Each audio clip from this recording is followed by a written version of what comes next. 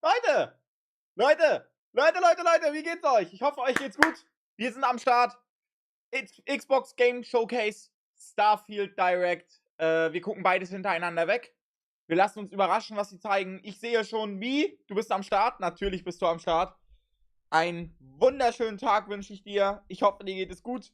Und ja, keine Angst, Ton ist da, habe ich vorher getestet. Ich habe jetzt noch gerade kein Video laufen. Wir warten hier immer noch auf Xbox Dach. Ja. Was sind eure Predictions? Was denkt ihr, was sie zeigen?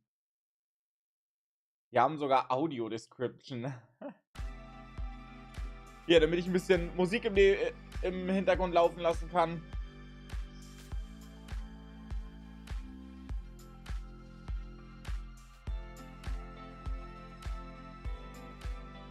Oh Leute, ihr glaubt gar nicht, wie heiß das bei uns ist, ne? Wir haben 27 fucking Grad, Alter. 3 Grad heißer und ich würde halt nicht streamen, ne? Das ist so krass. Also jetzt so eine Game Showcase würde ich schon noch bei 30 Grad streamen, aber wenn das jetzt Montag zum Beispiel 30, 31 Grad werden würde, dann würde es keinen Twitch-Stream geben. Das ist halt schon echt heftig. Oh Junge, ich bin mega gespannt. Ihr hoffentlich auch. Wie gesagt, ich denke, sie zeigen Fable.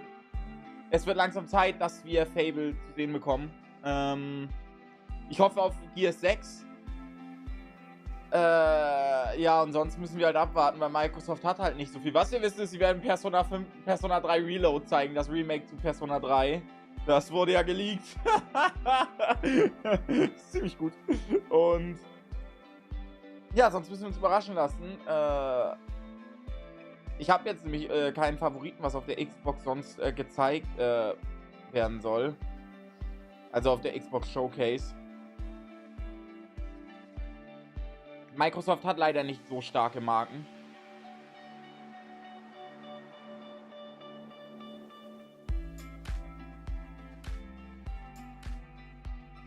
Wie geht's dir, Mi? Ich hatte schon gesagt, hoffentlich hattest du einen wunderschönen Tag. Bei uns ist fucking heiß. Es ist richtig geiles Wetter. Ich wünschte, Microsoft würde den Stream einen Tag später machen, aber Wayne, morgen haben wir ja noch bei Twitch zusammen die Ubisoft Forward für uns offen. Die werden wir aber bei Twitch verfolgen, weil die mich ja schon einmal gesperrt haben, diese scheiß Wichser, als ich das mal live geguckt habe. Deswegen haben Miko und ich immer entschieden, wenn wir die Ubisoft Forward gucken, immer nur bei Twitch oder halt wir reagieren drauf und laden das dann als Video hoch, weil sonst wird unser Streaming-Dings immer gesperrt. Das ist furchtbar. Muss nicht sein.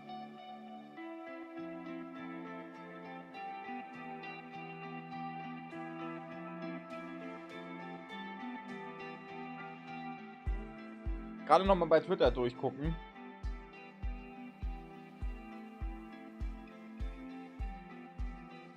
Ja, ich mag das neue Design von dem Prince of Persia bei dem 2D-Spiel auch nicht. Überhaupt nicht. Sieht richtig scheiße aus, aber das Spiel sieht halt geil aus. Ich hatte schon gesagt, ich hoffe, sie zeigen Fable. Wir wissen ja von Persona 3 Reload. Das Remake zu Persona 3 wird auf jeden Fall gezeigt, aber die Überraschung ist halt weg, dass irgendein Praktikant bei Atlus geleakt hat. Scheiß Spasti. Ich hoffe auf Gears 6. Sehr, sehr doll. Da warte ich jetzt schon einige Jahre drauf, dass wir endlich was zu Gears 6 sehen. Weil nach Gears 5 war auf jeden Fall klar, dass da noch ein 6er kommt. Und sonst fällt mir halt gar nicht mehr viel ein. Microsoft hat halt keine Zugpferde wie Sony oder Nintendo, auf was man predikten könnte. Halo auf jeden Fall wird nicht gezeigt. Das war ja eine Vollkatastrophe, als das released wurde. Da müssen unbedingt erst Änderungen bei 343 Industries stattfinden, dass die auch mal ein stabiles Team bekommen. Und ja, dann haben wir noch die Starfield Direct. Lasst uns zusammen schauen, was dabei rumkommt. Jetzt Xbox Dach auf Deutsch. Das geht bei uns in Deutsch. Ach so.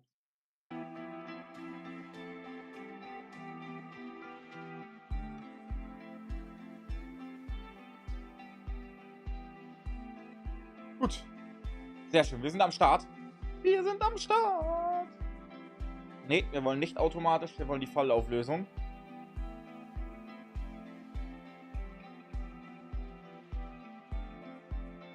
Ah, okay. Ja, Payday 3, wäre jetzt für mich kein Zugpferd nie, aber vielleicht, weiß ich nicht, wäre cool für alle Leute, die Payday gefeiert haben.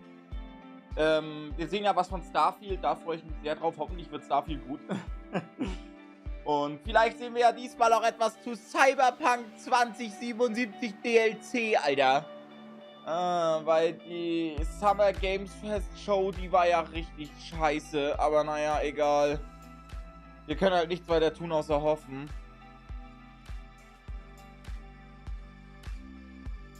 Ja, wie denn auch? Cyberpunk lohnt sich halt nur, wenn du eine richtig geile Kiste am PC hast oder eine der Next-Gen-Konsolen.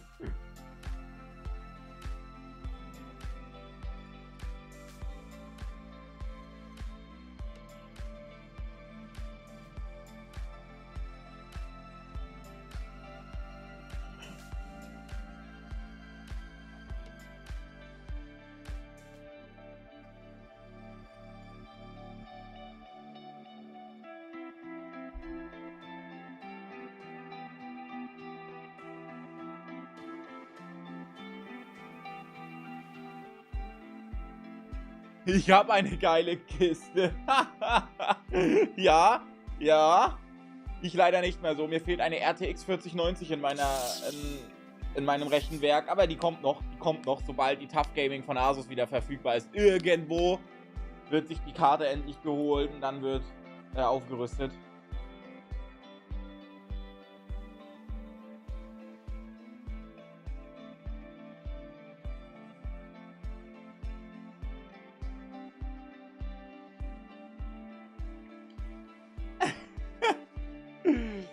Yo, nein, ich lüge nicht. Doch, die Kiste ist natürlich gut, gar keine Frage. Wenn du rein auf Gaming bezogen bist, dann reicht das vollkommen aus. Wenn ich jetzt rein den Rechner nur fürs Gaming benutze, würde ich jetzt im Leben nicht in Erwägung ziehen, nochmal auf eine 4090 abzugraden. Nie fucking mals würde ich das machen.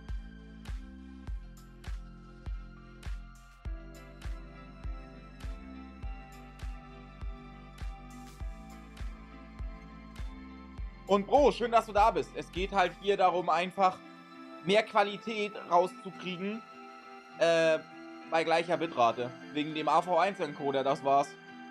Um mehr geht es gar nicht.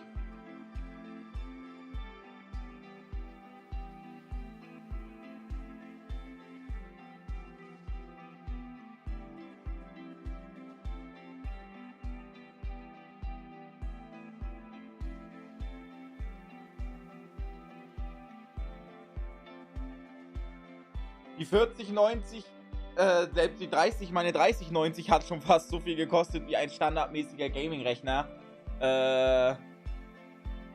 Ja. Ja, wie gesagt, das lohnt sich nur, wenn du mit dem Rechner arbeitest. Sonst würde ich, wenn du auf einer 30er-Serie bist, würde ich im Leben noch nicht upgraden. Niemals. Nie fucking mals. Wenn du deinen Rechner rein fürs Gaming benutzt, dann upgrade nicht. Lohnt sich nicht.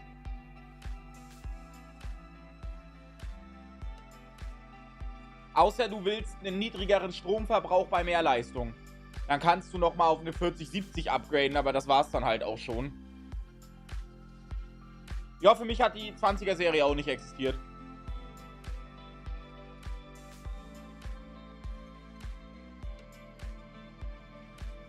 Ich auch nicht.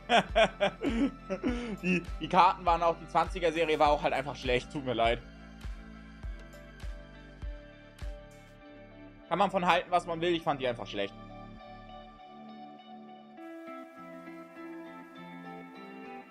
Wenigstens bietet Xbox uns die Show auf Deutsch an. Da das aber ein Games Showcase ist, ist jetzt die Frage, wenn dieses Game Showcase live ist, dann wird das ja auch wieder live transkribiert, ne?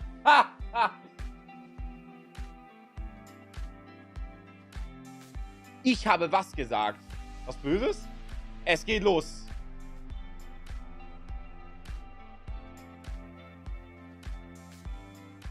Ja, konntest du schon eine ganze Zeit wie. Trotzdem werde ich mir Twitter Blue nicht holen. Mir wird die ganze Zeit schon bei Twitter angeboten, dass ich mir doch den blauen Haken holen soll.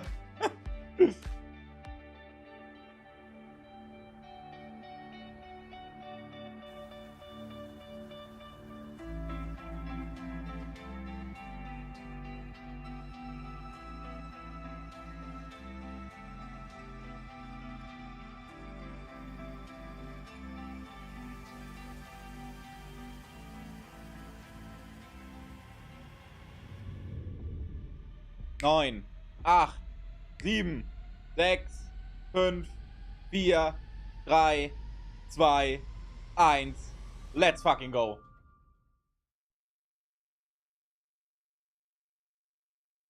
Ja, der Praktikant hat Persona 3 geleakt, Brudi. Das war so schlecht.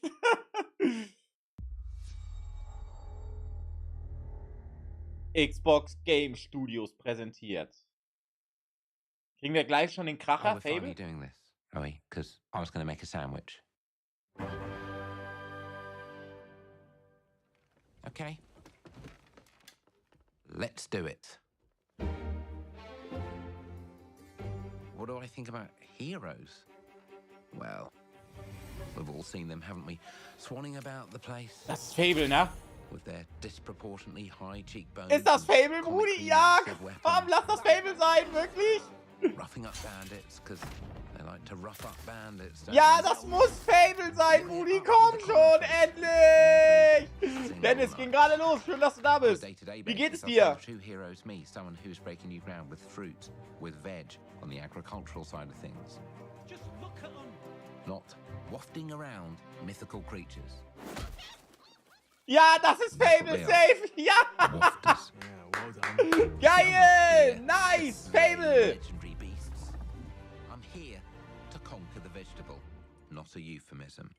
Let's face it, the age of heroes is over. This is the age of innovation. This, if you will, is the age of death. One moment.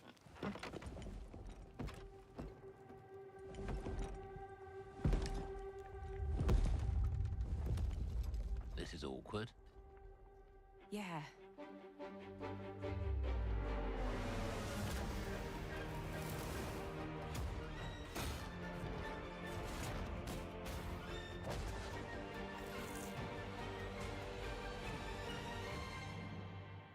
Oh.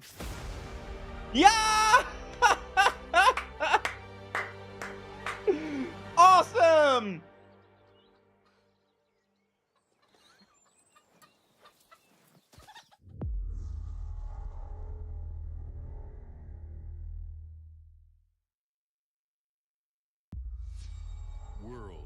Das war schön! Das war geil, Alter! Fable! Easy!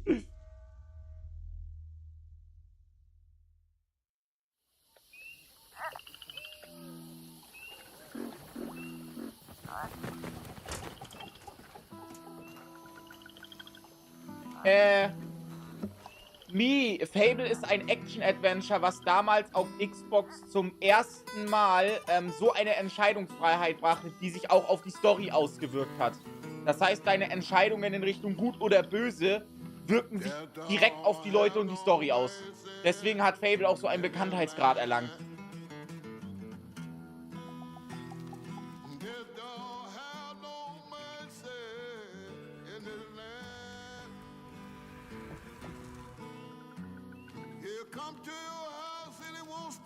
Das frage ich mich gerade auch.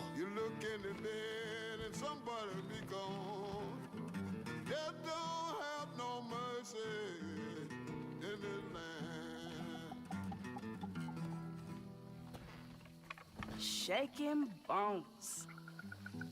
Been a while. So, you remember that favor you owe me? I'm looking for a creature. Huge, sneaky. Die Zeichnung ist geil. Dennis, ja.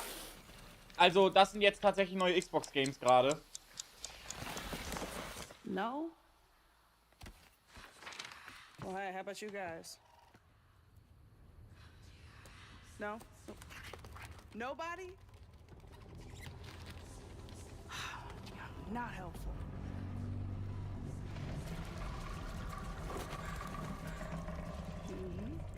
Sneaky.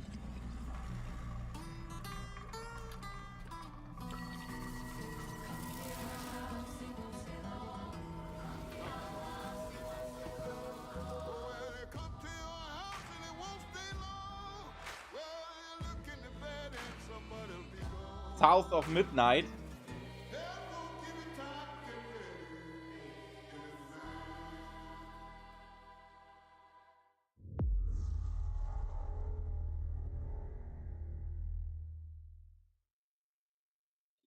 So ähnlich, Dennis, wahrscheinlich.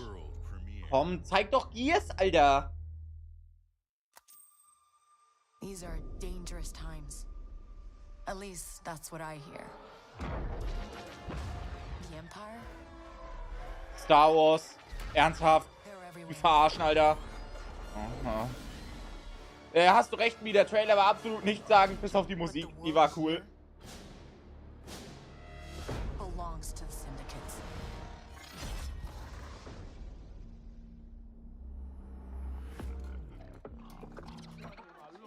If I want to survive, Frag mich, warum gerade die Qualität so schlecht to ist. play their game.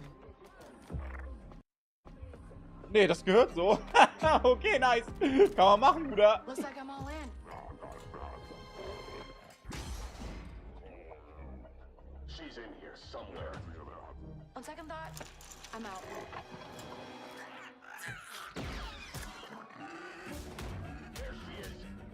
Ja, Bro, das ist dann aber wiederum auch nur cool, wenn du auch Jedi spielen kannst oder sowas.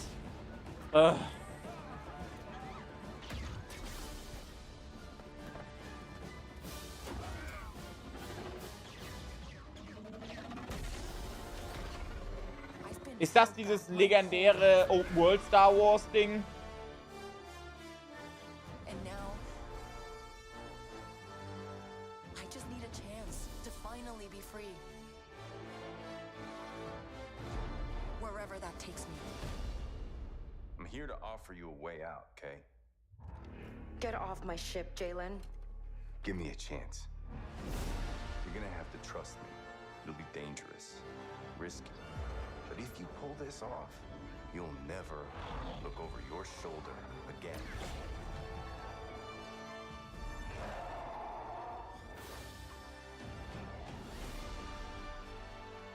Ja, ich auch, Bro. Wir haben einige richtig coole Kracher gekriegt. Bis jetzt schon Fable war schon dabei. Das reicht schon vollkommen. Ist das Nicolas Cage gewesen? Willst du mich verarschen, Alter? Schon wieder? Oh, ernsthaft? And I'm gonna risk it all.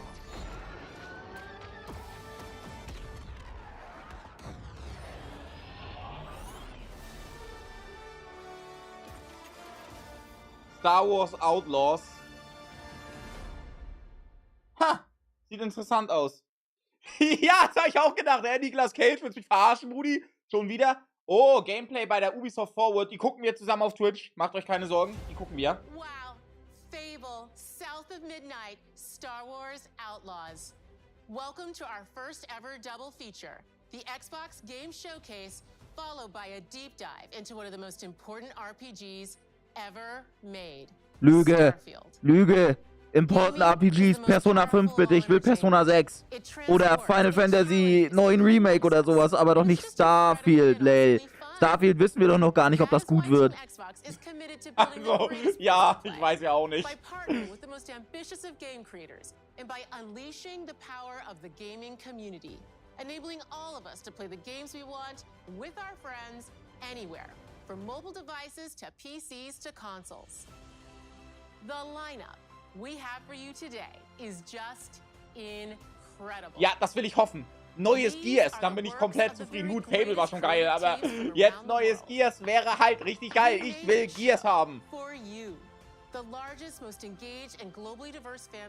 Ja, natürlich, ihr habt das für uns gemacht und wir haben bis jetzt 3 CGI-Trailer gekriegt, Alter, und kein Gameplay.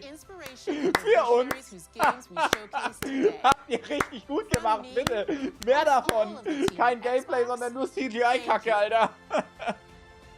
This next game is from Thunder Lotus, the award-winning studio behind Spiritfarer, who've gone back to their combat roots with an amazing co-op raid-focused action game that is uniquely theirs.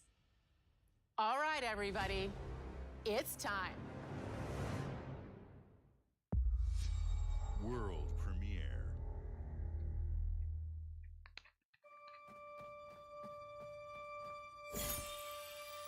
Na, Bro, wie gesagt, man kündigt dir Starfield als eines der wichtigsten RPGs ever an. Ist es halt aber einfach nicht, weil wir wissen halt einfach noch gar nicht, was Starfield überhaupt sein soll. So, fertig. Man braucht das nicht so hoch teasen und nachher wird das dann doch richtig scheiße. Also, ich würde die Töne halt nicht so hochspucken. Weil ich glaube nicht, dass Starfield einem Final Fantasy oder einem Persona das Wasser reichen kann. Im Leben nicht. Aber das muss man abwarten.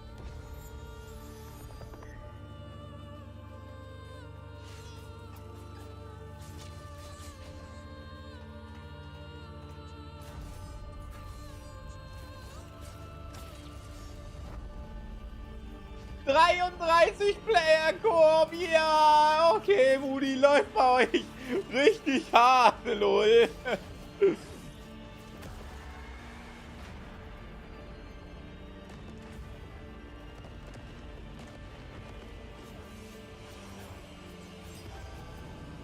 Der Artstyle ist aber cool.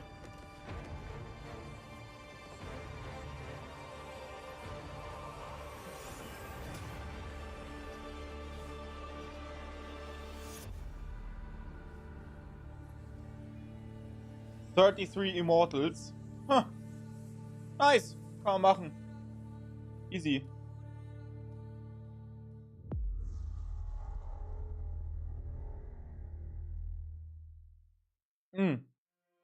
Das war der erste Trailer. Payday 3? Das war übrigens gerade der erste Trailer mit Gameplay, muss man so sehen. Mi, hier! Payday 3 für dich, Brudi, vielleicht!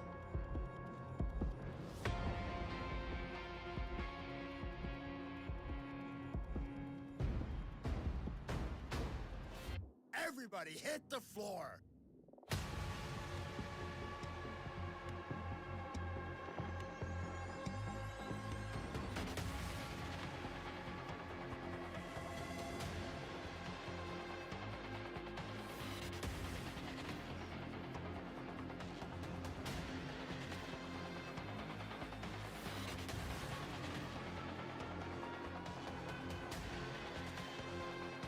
Das ist Payday 3, oder?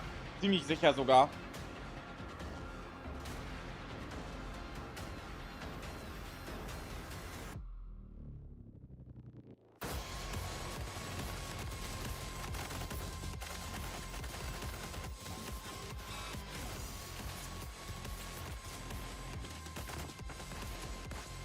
Oh, Payday muss vom System her gar nicht viel ändern. Weil Payday ist so schon ein spaßiges Game und eines der wenigen Shooter, wo deine Gegenspieler auch, wo du auch verschiedene Taktiken brauchst. Das machen Shooter heutzutage fast gar nicht mehr. Ja, Payday 3. Mi hat richtig gecallt. Da ist Payday 3. Sehr geil. Am 21. September.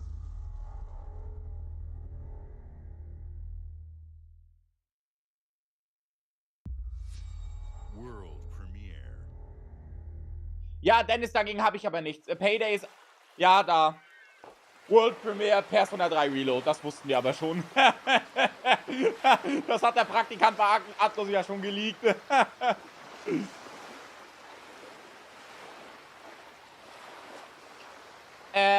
Dennis, ich habe nichts gegen Payday 3, weil Payday 3 eines der wenigen Shooter ist, wo du halt noch Taktik brauchst. Weil du verschiedene Gegner hast, wo du verschieden agieren musst.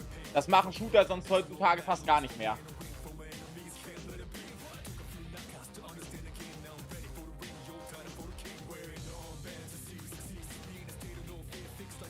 Oh, ich mag das Menü, ne? Sie haben sich extrem viel bei Persona 5 abgeguckt für das Remake. Persona 3 Reload.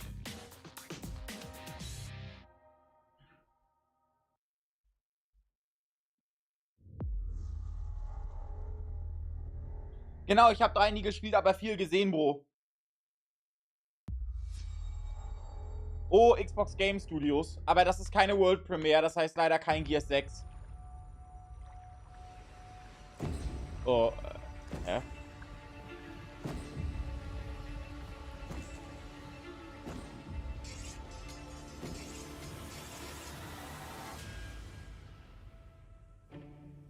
Ah, das neue Art. Ah, cool, darauf warten ganz viele, ich auch. Endlich mal etwas Neues zu dem Action-Adventure von Obsidian.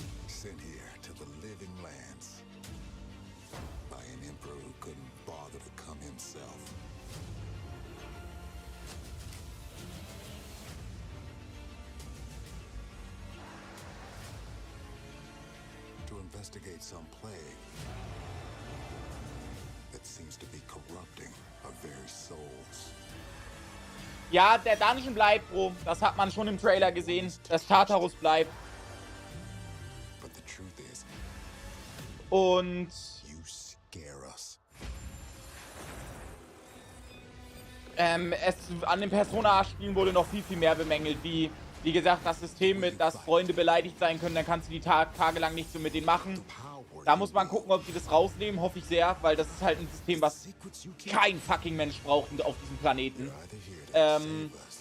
Muss man halt gucken, was sie alles ändern, um das Spiel spielbarer zu machen. Es hat einen Grund, warum Persona 5 so gut angekommen ist.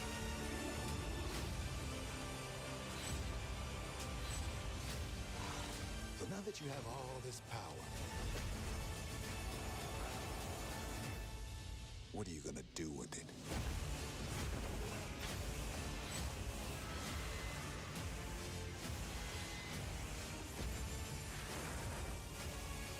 Ja, aber selbst wenn, Bro, dann hättest du das auch rausnehmen. Ja, genau. Evolved. Mal gucken, wann das rauskommt. Release? Meine Mutter? Ja, weiß ich.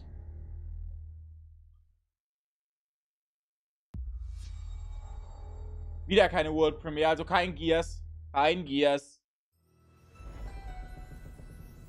Oh, ernsthaft. Was? Ach so, ohne Collab. Ja, toll. Sea of Thieves Star Wars Collab oder was? Oh, ja, geil.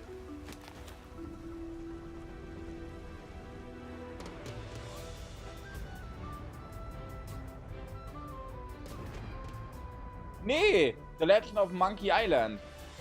Welcome to the Scum Bar, the most notorious tavern on Melee Island.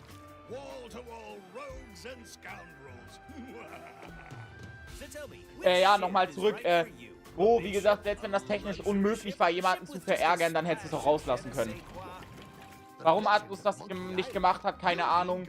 Aber es war bei Persona 5 genau die richtige Entscheidung, dieses System nicht mehr einzuführen, weil es halt schwachsinnig ist. Hey, what do you think you're doing? I told you no autographs.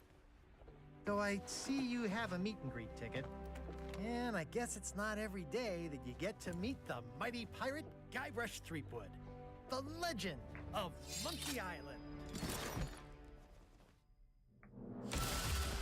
The Chuck has turned the memories of this island into a prison for Guybrush. Well, well, what do we have here? You'll need these. Things may be very different from the Sea of Thieves. Sea of Thieves, als wir das damals gespielt haben, war das ganz spaßig, aber das ist nicht mein Game.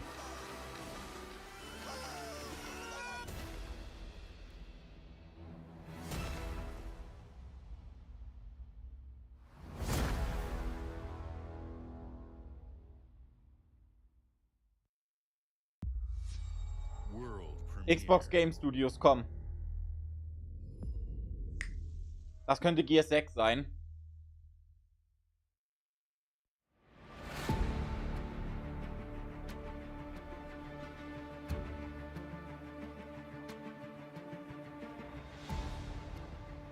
Na, Microsoft Flight Simulator. Ach komm, leck mich am Arsch, Brudi. Wer will denn das sehen?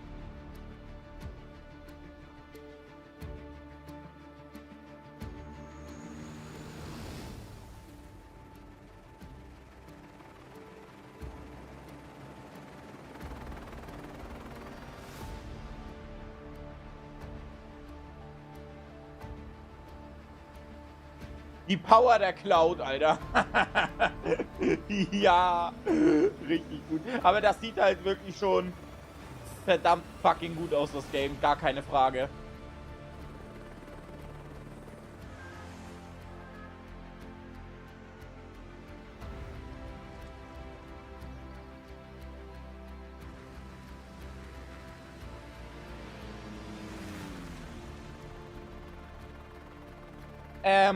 Doch, Bro, leider ja. Microsoft Flight Simulator läuft mit der Power der Cloud. Das Spiel sieht so aus. Das ist kein Scheiß. Das sieht so aus, das Game.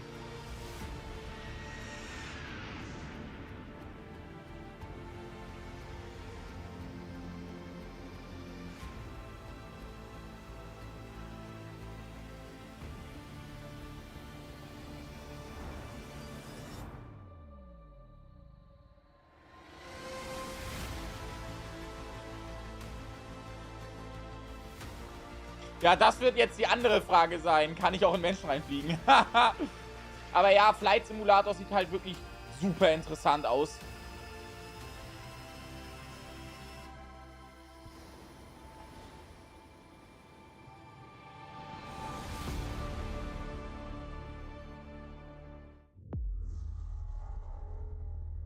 Ja, Dennis, das sieht wirklich verdammt gut aus, Flight Simulator.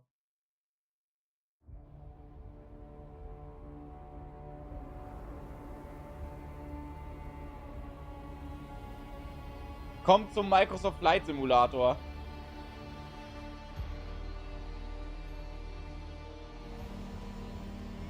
Von Dune?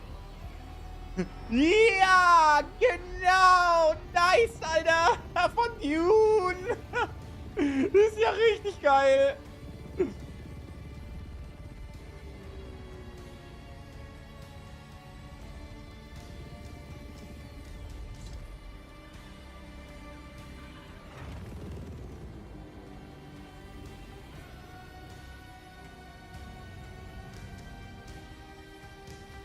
Es leben die Kämpfer. Dune X Microsoft Flight Simulator. Geil. Nochmal, jetzt, aber es ist leider keine World Premiere, also nix Gears 3, leider, Gears 6. Hi, Melina here. Oh, Speaking to you Senua's from our Saga. performance capture Hellblade stage at 2. Ninja Theory, where we have just wrapped our shoots for Senua's Saga Hellblade 2. When we first showed gameplay for Hellblade 2, it was a look at some of the game's cinematic and immersive action, where Senua faced off against a gigantic Hier troll wird sich on the zeigen, was die Icelandic Xbox coastline. gegenüber der PlayStation nämlich kann. Die PlayStation hat sowas halt grafisch kann sie nicht bieten. Dafür hat sie zu wenig Power. Her unique perspective on the world and the intimate journey that awaits you in Senua's Saga. Leider interessiert What mich you'll see Hellblade halt today null. is all captured by the Also, team on ja. Xbox Series X.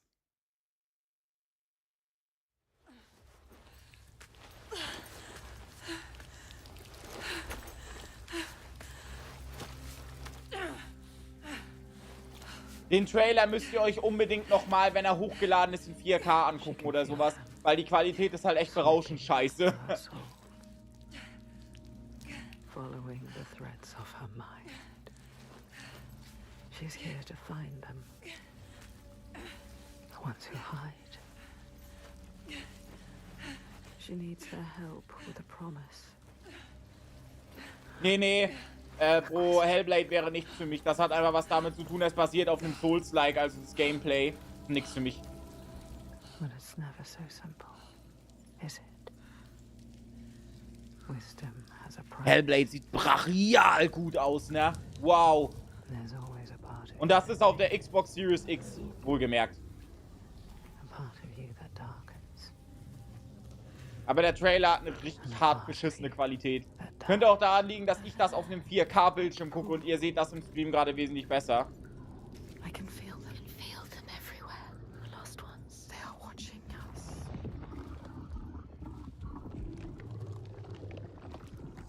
us. Dennis, ja, rein von der Leistung her übertrifft die Xbox die PlayStation in fast allen Sachen. They can see us.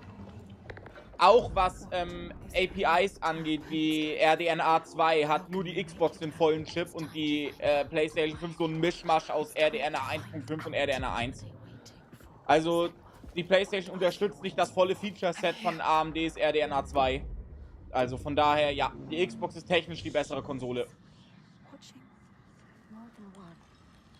Und das zeigt sich bei Xbox-exklusiven Games wie Hellblade 2. Where are they? Where are you? What do they want? I don't like it. I'm scared. This is too hard. Their eyes everywhere. I can feel them boring into her. What is she supposed to do? Do something. Ask them. What do you want me to do?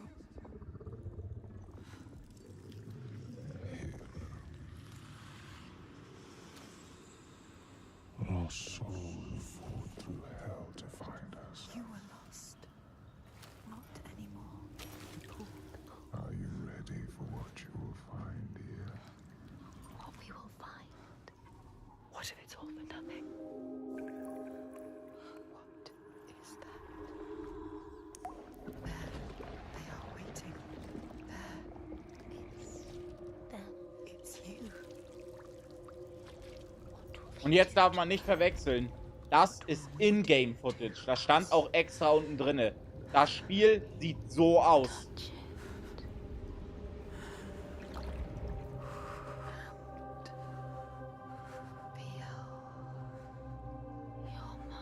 Your voices.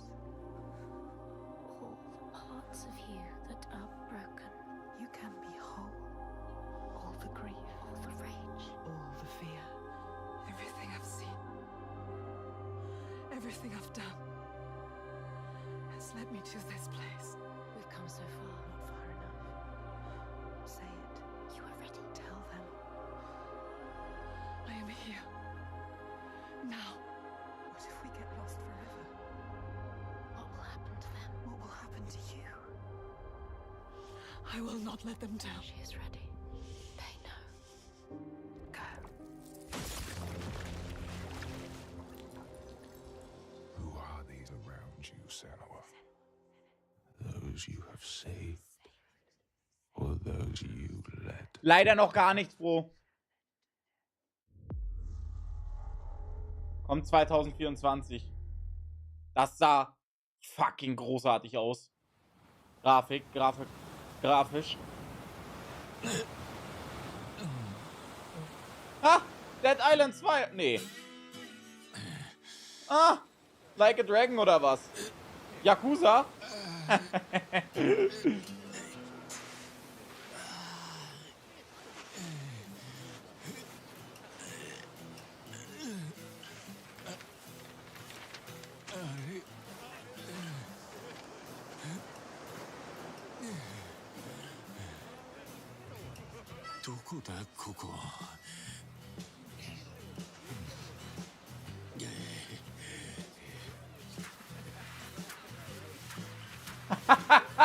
Ja, so kann man das auch machen, ne? So die Lösung.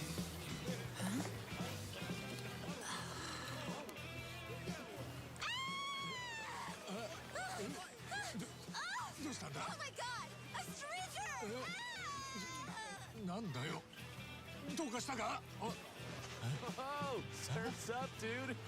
Yeah, dude. Hang loose, bro. 俺がどうかしたのか?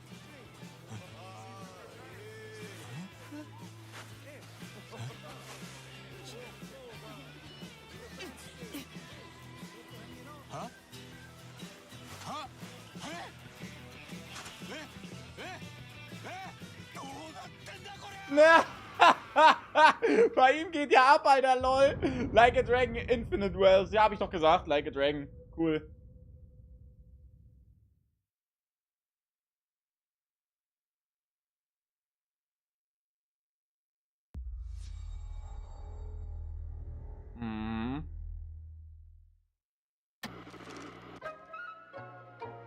Fallout 76. Oh, ja, toll.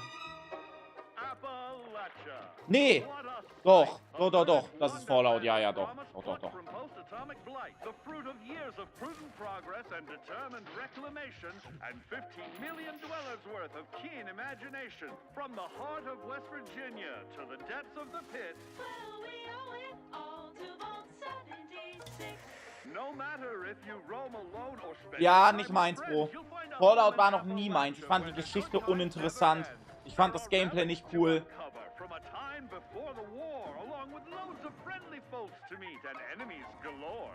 Our world is always changing. Greater foes are overthrown as we embark on expeditions into thrilling new unknowns. Yes, from Appalachian settlements to Nuka World on tour.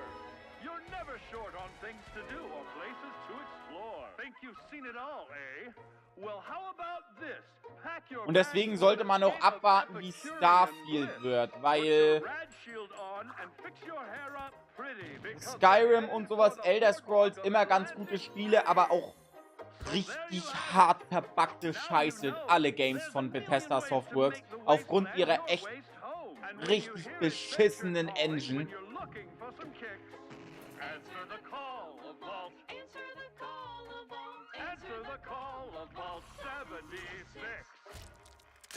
Play it now with Xbox Game Pass.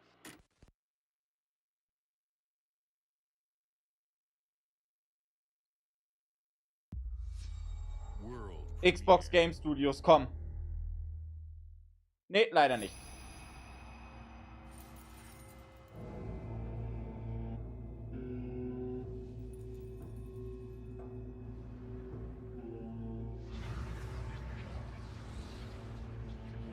Monster Hunter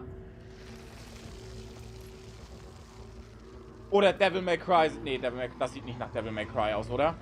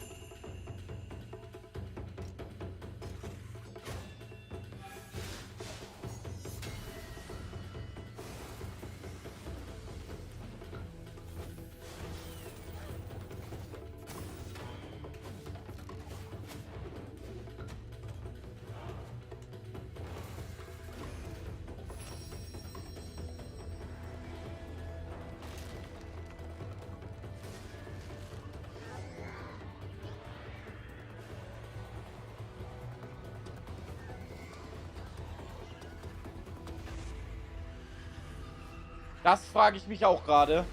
Ich bin gerade ein bisschen sprachlos. Ich weiß nicht, was das sein soll.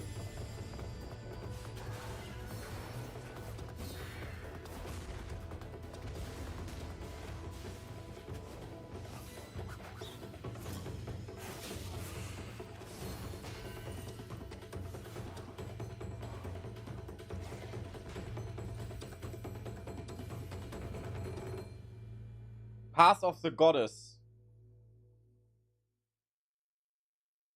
Ah. Das sah interessant aus. Kann man machen. Ja, denn es ist ein Capcom-Game, aber nicht das, was wir erwartet haben. DMC, Monster Hunter wäre ganz geil gewesen. Keine World Premiere, also kein Gear 6. Das ist blöd. General Motors' historic commitment to Forza performance Motorsports, is okay. embodied in two of its iconic brands, Chevrolet and Cadillac.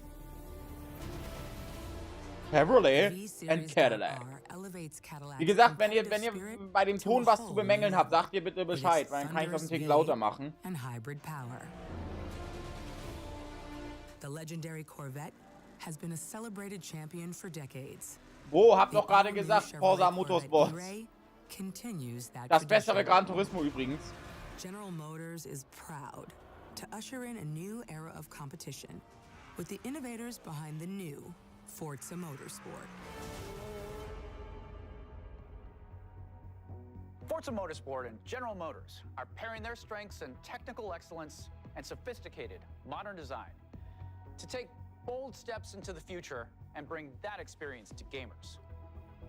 I'm thrilled to welcome the Cadillac V-Series.R and the Corvette E-Ray to the home of competition.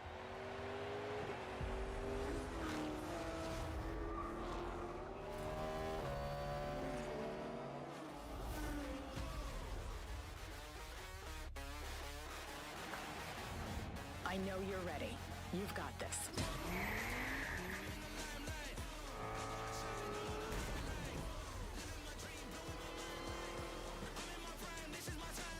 Let's tweak the car's performance for the next one.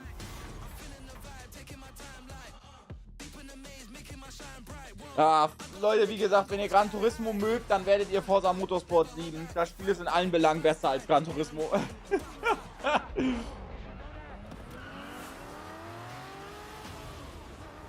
Und ich bin kein Gran Turismo-Hater. Ich finde Gran Turismo großartig. Bis auf Gran Turismo 7, also das war halt scheiße bei dem, was wir bei dem Game abgezogen haben, leider.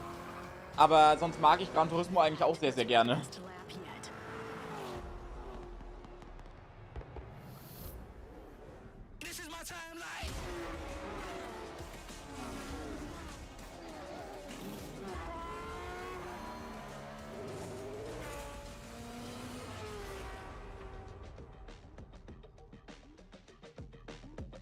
Am 10. Oktober kommt das neue Forza Motorsport. Nice! Nice!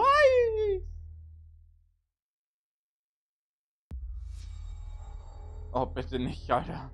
Komm, gebt uns Elder Scrolls 6, Brudi.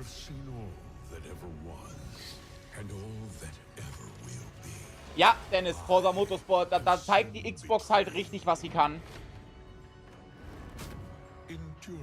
Ja, das ist Elder Scrolls. Nee, das ist Skyrim, oder?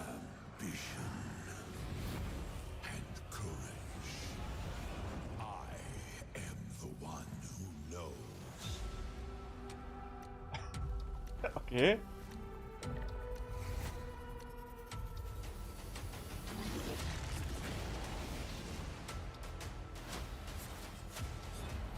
Nee, Dennis, wundert dich jetzt nicht, warum die Videos so scheiße aussehen. Das liegt einfach am Stream selbst. Also nicht bei mir, sondern bei Xbox selbst. Die Trailer im Einzelnen werden besser aussehen. Disconnected from fate's flow. Unseen forces move against me, hungry for forbidden knowledge. A mystery long kept hidden. A secret that threatens to unravel reality itself.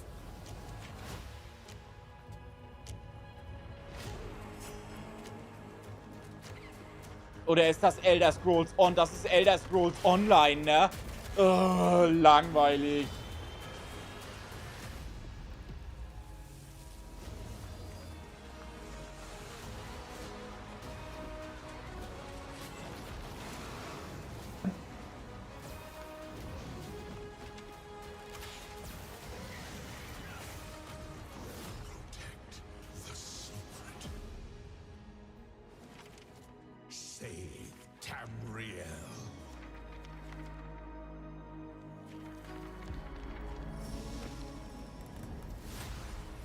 Ja, Necro, oh, toll. Es geht jetzt nach Morrowind. Ja, nice. Oh, langweilig. Geh weg mit der Scheiße, Alter. Mal weiter.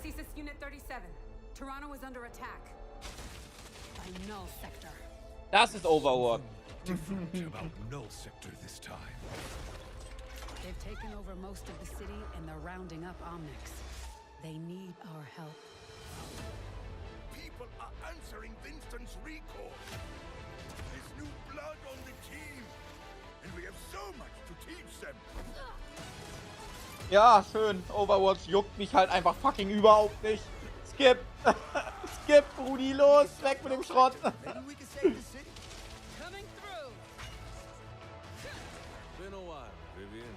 if I didn't have enough problems already. So we fly up there, smash through anything that gets in our way, and what's another business? I hate to interrupt the moment, but I'm picking up reports of more attacks in other cities. It's a fight they want. I say let's give it to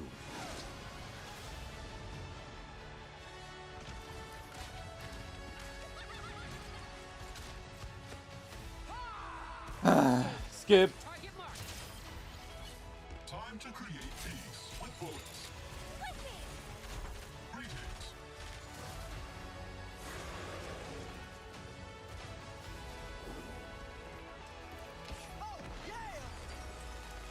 Also, natürlich, ich freue mich für alle Leute, die jetzt Overwatch hart feiern, aber Skip, please jetzt weg.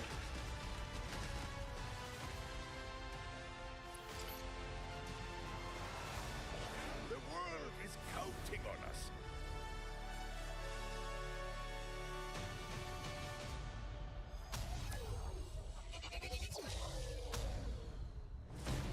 Let's go. Shall we do this together? Fight with me. Engage it. Watch this!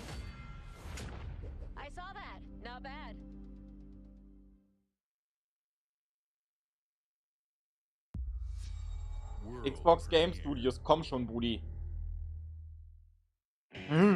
Hä? Ach so, Persona 5T, ne? What is this place? Ja. It looks like we're in a palace. What the hell is going on? Who are these people? No idea. But if they're attacking us, our only choice is fighting back. Hey, look over there! Can you get us out of here? So you're telling me you're thieves? Ich liebe Persona, aber sorry, es ist ein Taktik-Game. Das lasse ich aus. Sorry, nee, muss nicht sein. Just as the Phantom Thieves have helped the Rebel Corps. Never forget that we're a united force who can rely on each other. You should be grateful to have been made Oh, du kannst mir erzählen, was in der Story so abgeht, weil an einem Taktikspiel habe ich überhaupt kein Interesse dran. Unfortunately, returning will be no easy feat. Aber die Mucke ist wieder... Somewhere deep inside, I know you realize things can't go on like this. So, will you take a stand beside us? Yeah, let's show them what we got. Persona 5 Taktika, ja.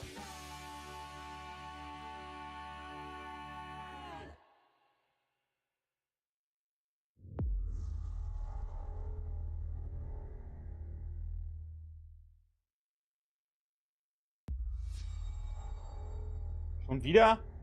Mich verarschen, Alter? Skyrim jetzt oder so?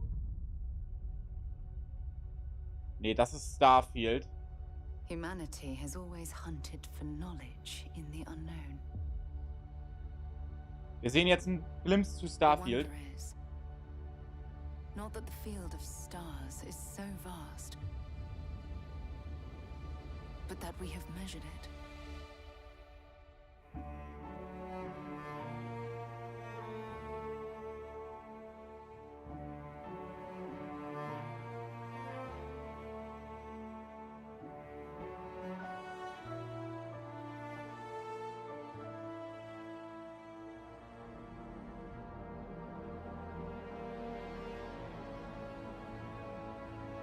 We're all here because we're committed to the biggest question of all. What's out there?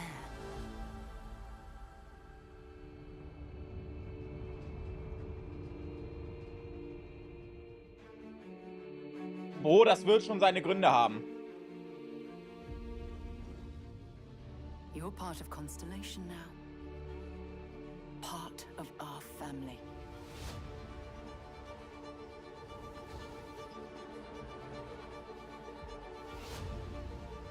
We do not fully understand all that is at work here. No finer group in the stars to be unraveling this mystery. I'll follow you from here on out, Captain. Grab jump is ready. I love this part.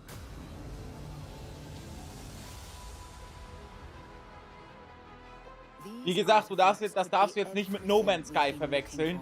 Hier hast du über 1000 Planeten eigens designt. Nur für dieses Spiel. Human settlements throughout the galaxy could be at risk.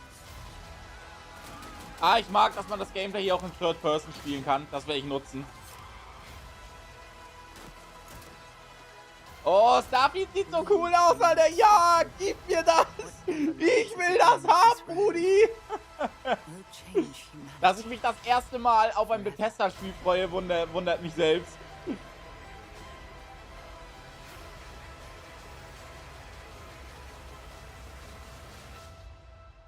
This is where we belong. Starfield.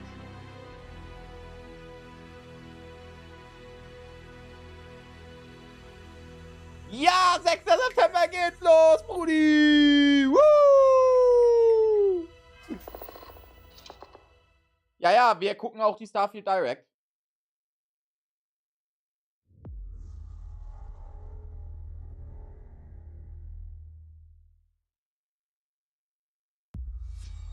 World premiere. Xbox Game Studios, komm.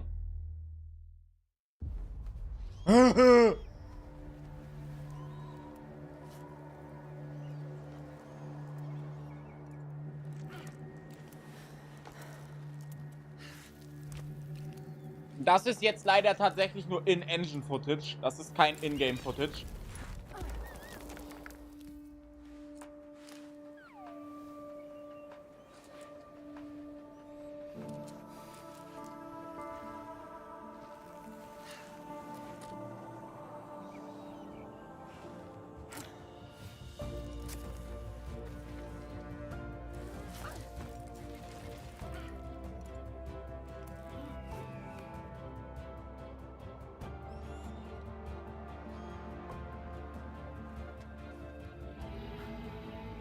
Ich mag das kleine Tier, was aussieht, als hätte es 2 Möpse auf dem Kopf.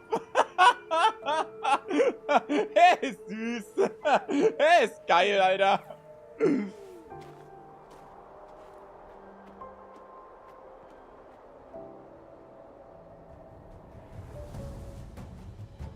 Oh, von Don't Nut. Sehr cool. Also von den Machern von Life is Strange 1 und 2. Sehr geil. Quality not final. Das ist jetzt In-Game-Footage. Also die Qualität ist noch nicht final. Wenigstens sehen wir mal Gameplay. Aber Bro, Starfield, das werden wir uns holen, ne? Starfield sieht halt richtig gut aus.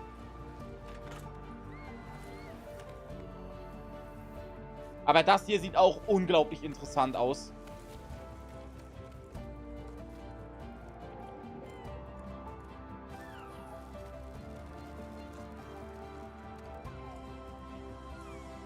Ich mag das Tier, das aussieht, wie jetzt hättest du 2 Möpse auf dem Kopf. Das ist voll niedlich.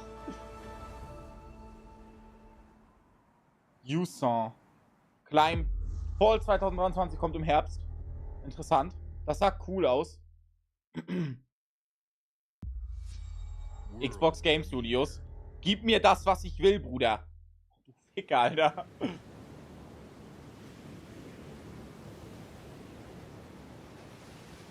Jetzt Square Enix. Kingdom Hearts 4, Brudi. Woo!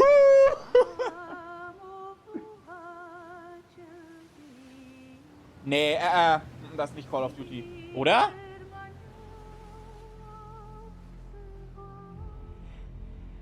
Nee, das ist niemals COD, Alter.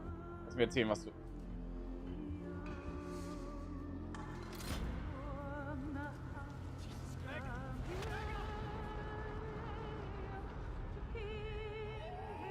Ist das irgendein Horrorspiel? Oh, Alter. Beim Zuschauen gruselt mich das halt überhaupt nicht, ne? Still wakes the deep. Nur auf Gamebox. Nee, Dennis, fast alle Spiele hiervon sind jetzt im Moment nur für Xbox angekündigt. Genauso wie was mich halt bei Persona 3 Reload gewundert hat, dass das anscheinend ja jetzt erstmal nur für Xbox kommt.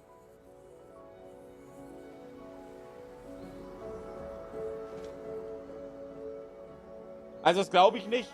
Man darf jetzt nicht übertreiben. Ich glaube, viele der Spiele kommen auch für PlayStation. Wir warten aber einfach erstmal ab. Weil das hier jetzt ein Xbox-Showcase.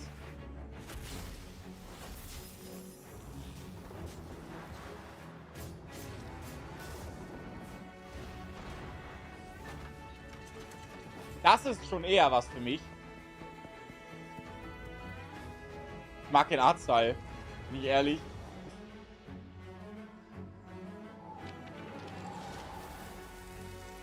Oh, das Persona für PC kommt, das stand da doch dabei. Ja, natürlich kommt das für PC.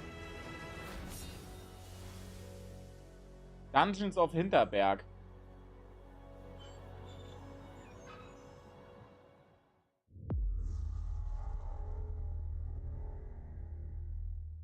Ja, das mit Kingdom Hearts 4, Dennis, das war ein Witz. Ja! Ja, Keanu Reeves und Cyberpunk, Brudi, ich wusste es, ich hab's gecallt! Ja, nice, Brudi! Phantom Liberty. This new adventure reunites Johnny and V on a dangerous spy mission and introduces Idris Elba as Secret Agent Solomon Reed. It's really amazing to share the screen with you, Idris.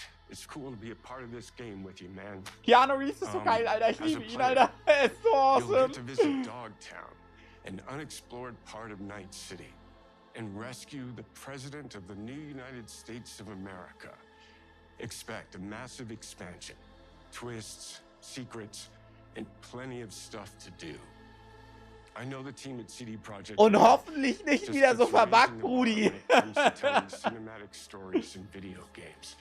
And I really can't wait for you to play it on Xbox Series X and S. But enough talking. I'm guessing you want to see for yourself. Ja, wollen wir, Brudi. Wir wollen. To give you and introduce the official trailer for Phantom. Ich finde das so geil, dass die Keanu Reeves immer wiederholen, Alter. Er ist so großartig.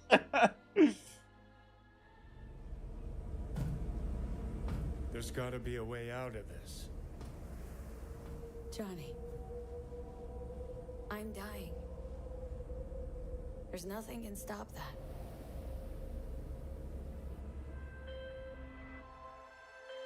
V. My name is Songbird. I'm an NUS intelligence analyst. I know about the bomb ticking in your head. And I can save your life. What's the catch? I need you to get to Dogtown. Attention all Dogtown residents. The President managed to crash her Space Force One into our humble district. Man's got 1,001 reasons to want Myers as a hostage. Sleeper agents. Time to wake them up. So NUSA's tossing us back into the fray, huh? Stay sharp. We're in the wolf's den now.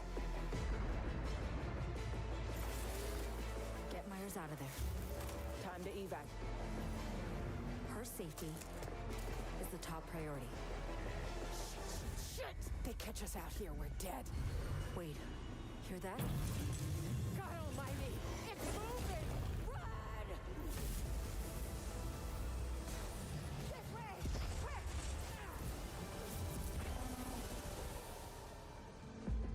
Someone ratted us out. You know, V, treason ain't ever black and white. It's a charade, V.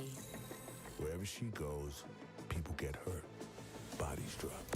Just want what Songbird promised me. The cure.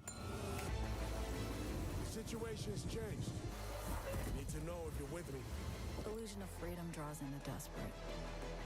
Pick your truth, V. Come on, got iron in your hand. Gotta put it to someone's head. Pull the trigger. If I don't do anything, and do it soon, I'll die.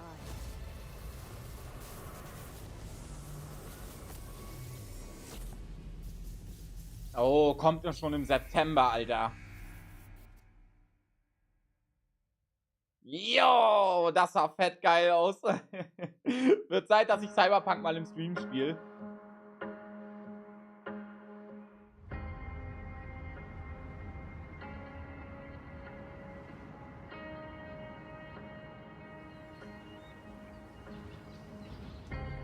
Ah, ist das Cities, das Neue?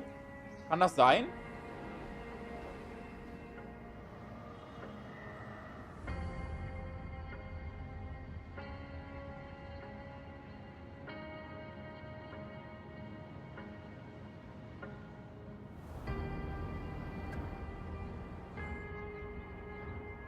Ich muss doch mal ganz ehrlich zu euch sagen, ne? Ich liebe es, in dieser Zeit zu leben. Ich bin da halt fucking ehrlich. Das ist so großartig, was für geile Spiele wir bekommen. Aber ja, das ist das neue Cities, glaube ich. Nichts für mich, aber cool.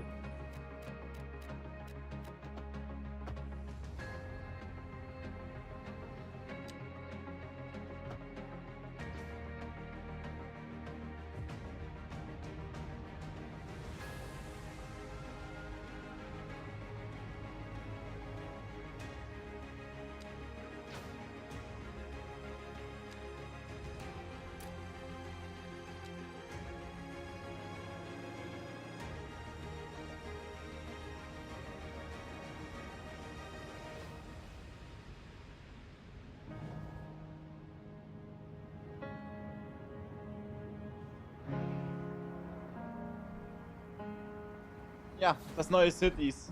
Cool. Cities Skylines 2.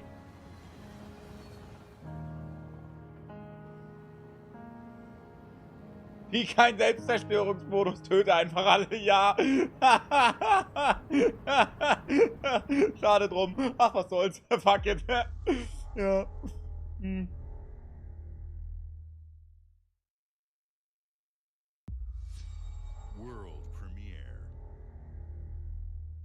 Wieder nicht Xbox Game.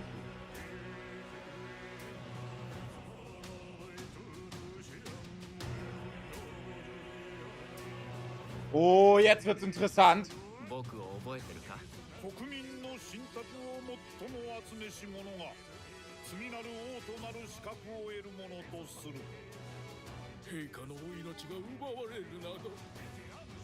Ist das Persona 6? こいつが俺の凱旋者だ。果たして誰が次の王か。己自身に命じなさい。内なる英雄の姿に変われと。真の王を志すならば打ち勝ってみせよ。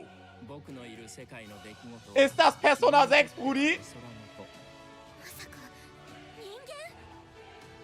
この国は今有史以来の危機にさらされている。どうやら面白い力。 Das bringt sie nicht, oder? Das bringt, komm schon, das bringt sie nicht. これこそ人間の真実だ。道は二つに一つ。またあったね。やはり君は興味深い。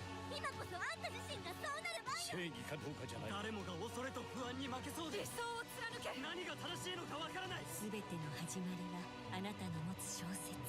幻想はただの絵空事なんかじゃない。 Metaphor Zero. Das sieht richtig gut aus. Refantasio. Das sieht richtig geil aus, Alter. Wow, das war awesome. Oh. Gib mir Gears, Brudi. Gib mir Gears. Gib mir kein Gears. Oh.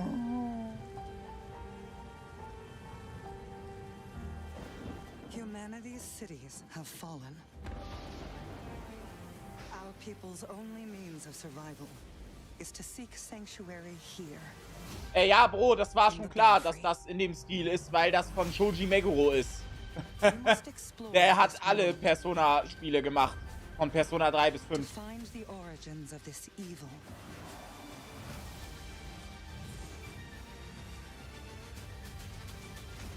And bring hope back to our people.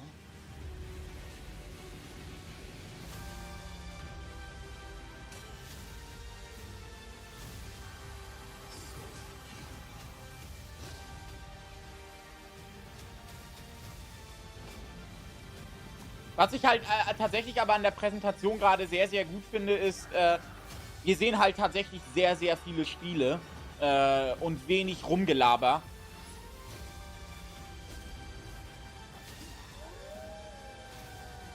Bro, natürlich ist nicht alles Persona. Darum ging es aber auch nicht. Es hat halt den Stil. Natürlich kann das dann sein, dass das ein neues Spiel wird. Ist ja klar, ist es ja auch geworden.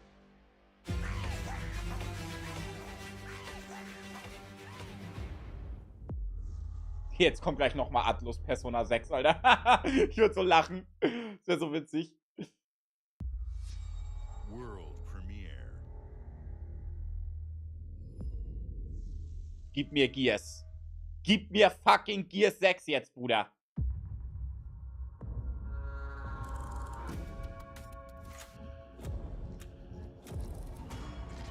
Nee, das ist nicht Gears 6. Mi, schön, dass du wieder da bist. Sie haben Payday 3 gezeigt. Ich wollte es nur gesagt haben. Du hattest richtig gecallt. This city is a miracle of progress. A finely tuned, delicately balanced machine. Ja, haben sie, Mi. Haben sie. Wir haben Payday 3 gezeigt. Ja, haben sie gezeigt. Haben sie gezeigt. But it only takes one rebellious little gear to ruin everything. Kommunismus. Ja, genau. If you resist my rule,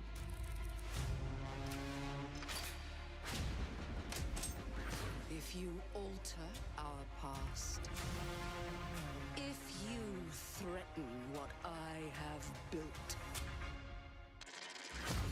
there is nowhere in space or time where I will not destroy you.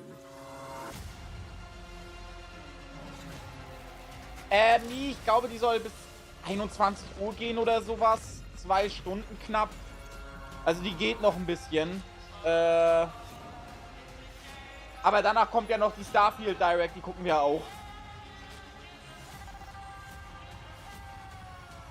Und Starfield haben sie auch einen Trailer gezeigt. Starfield sieht richtig gut aus. words before my friend puts one in your scalp. Clockwork Revolution. Coming in Kürze erhältlich. Ja, nice. Spastis, Alter. Richtig gut. Thank you all for joining us. Today is a special day for me and the team. Muskelfill, Alter, ja. To see 11 games showcased from our first-party studios. We opened with Fable from Playground Games, which will bring the franchise into the modern era while staying true to its British style and humor. Compulsion and In Exile shared their first original experiences since joining Xbox with South of Midnight and Clockwork Revolution. And we are thrilled at how Avowed is shaping up for ja, Avowed sieht auch next richtig year geil aus. from the RPG masters at Obsidian.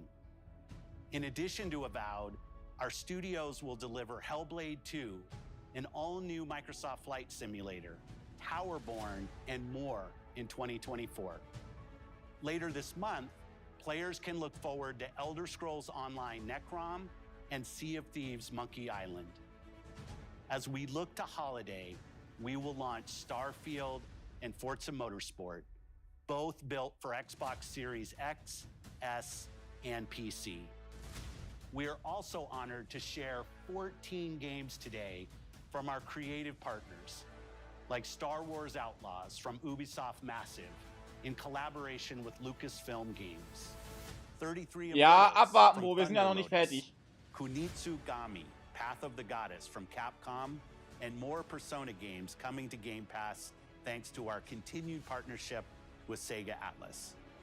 I'd also like to congratulate the Studio Zero team on Metaphor Refantazio. It's great to be able to premiere what is next from the creators of Persona here in our showcase. We are focused on putting our players and game creators first in everything we do.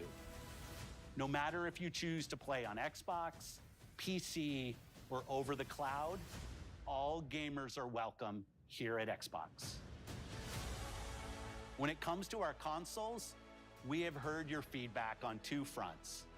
First, we have significantly increased our supply of Xbox Series X, making it easier for fans to find globally. Das hat auch gut funktioniert. We know you've wanted more storage with Xbox Series S, and I'm excited to share we have some news there as well.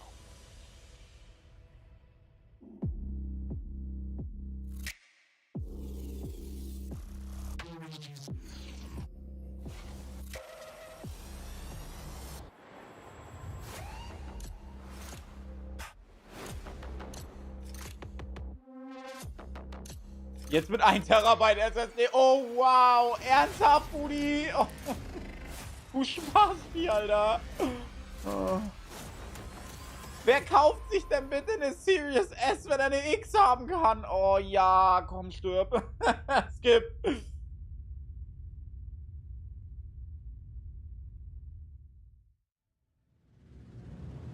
And now for the one more thing you've all been waiting for. Prepare for the most comprehensive deep dive. Ah, schade, das war alles. For the biggest game we've Kein ever Gear built. 6. So sit tight and enjoy Starfield Direct.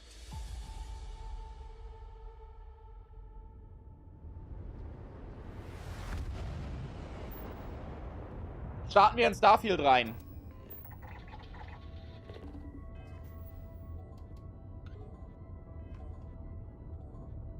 Dann ging die Präsentation dann nur 1 Stunde. Das ist ein bisschen traurig. Wie gesagt, kein Gears 6. Das ist ein bisschen blöd. Darauf hätte ich am meisten gewartet mit Fable zusammen. Fable haben wir jetzt gesehen, aber wieder nur ein Render-Trailer und kein Gameplay. Das ist ein bisschen blöde.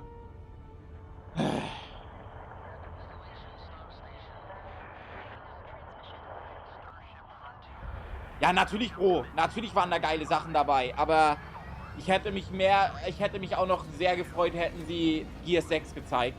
Weil da warten wir jetzt auch schon seit geschlagenen fast 5 Jahren drauf oder so.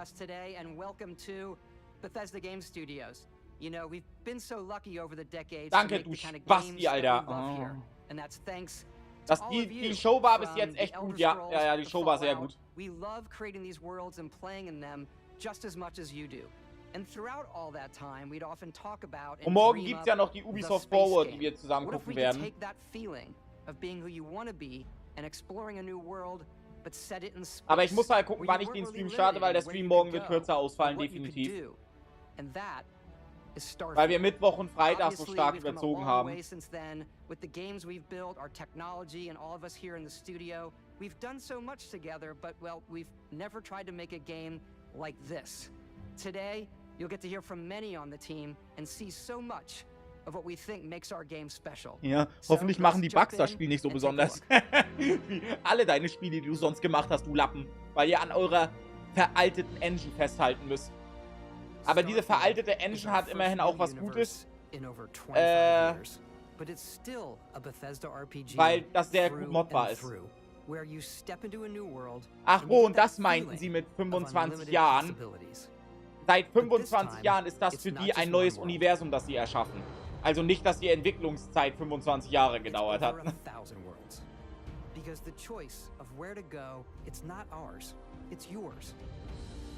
Ich möchte, dass sie gerne Koop-Multiplayer ankündigen, dass man die Welten zusammen erkunden kann. Das wäre geil. From the rocks at your feet to the mountains in the distance, to the people and creatures that live in these worlds. That isn't just a backdrop. That moon is actually there orbiting the planet. Yes, you can visit it too. We realistically simulate the galaxy around you. Our next generation lighting model uses real-time global illumination to light the world based on the type of star and the makeup of the planet's Mass Effect Klon ist das nicht. Mass Effect hat bei weitem nicht diese Kapazitäten, Bro. We also have an all-new animation system. Sie haben eine komplett neue Engine für das Spiel wohl gemacht. Das ist eine gute Sache gewesen, sich von den Altlasten endlich zu entfernen. And you can play it in first person. Ja, glücklicherweise kannst du Third und First Person. Das ist das Beste, was du machen kannst. So kann jeder seinen Spielstil finden. We love exploration and rewarding it, but you do explore differently in this game given its scale. That usually involves exploring an area you've landed in. You can collect resources, do a mission, and maybe even stumble upon something unexpected.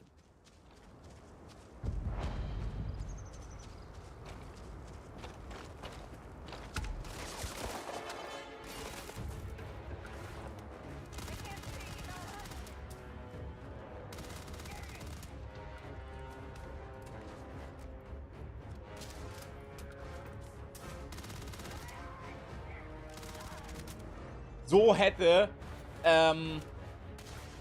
Hello Games ihr Spiel machen müssen.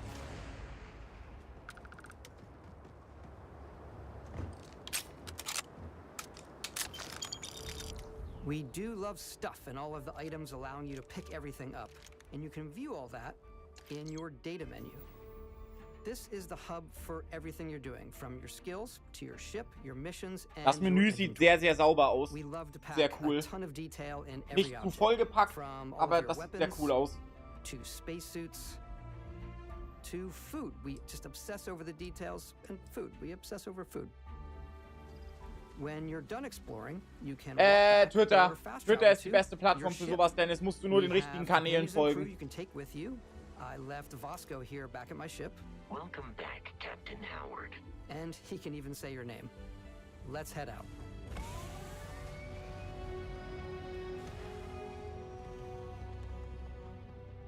Aber die Xbox Presi war tatsächlich besser als das Summer Games Fest. Wie immer. Summer Games Fest ist halt einfach jedes Jahr eine Enttäuschung, Alter. And we've been referring to this approach as NASA Punk. This means a design language where the tech is advanced, yet still looks grounded and relatable. For us, it's that contrast. That's where the visual interest is. Obviously, the NASA, which is the rigid, hard function over style, and then Punk, which is all about style. You can see that visual style coming through in your ship. Your ship is your home for you and your crew. And like many of the spaces in our game, it has a slightly retro and analog touch. A bit of lo-fi rather than sci-fi, where everything is well used, worn, and lived in. Alrighty. What's the plan, Captain? This is your star map. It starts with the planet you're currently on. You can see all of its info and resources. Na, zoom mal raus, Brudi. Ich will ein bisschen mehr sehen gerade. Backing out further, you can view all the planets in the system. Obviously, the game is big, and it's here you can see planets that have key locations, missions, or life on them, versus the many planets that are barren but resource-heavy. Zoom out even further to see all the systems in this part of the galaxy. Here, you can plot a course to ones that are light years away. This uses your ship's grav drive to fold space and jump to these systems. And you will need to upgrade your ship and skills if you want to jump. Würde gern wissen, ob es schwarze Löcher gibt. But for now, we'll plot a course to the Alpha Centauri system, where we can find the city of New Atlantis. Oh, das finde ich jetzt gar nicht. Mass Effect ist wesentlich schlechter, was das angeht.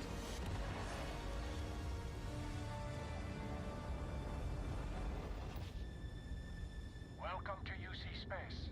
Maintain your current course while we scan your ship's cargo.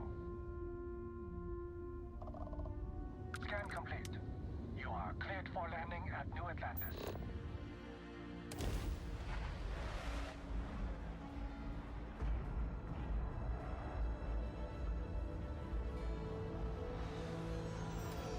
As soon as you land in a city like New Atlantis, your eyes are guided upwards to just these boundless, vast buildings.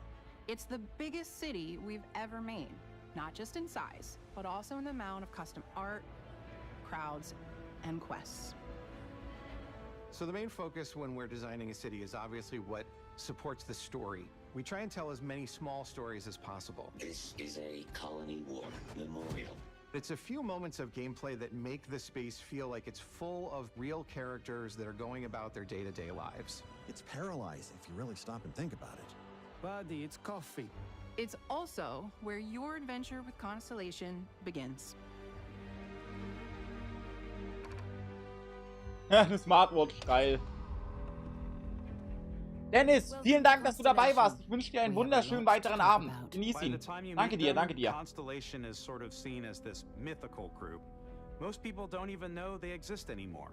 They're the last true explorers in the galaxy, and they're trying to find the answers to some of humanity's biggest questions. Die einzige Frage ist 42 fertig, das ist die Antwort. So alien, and I'm certain one of them reached out and spoke to you. The artifact, if you could place it on the table here.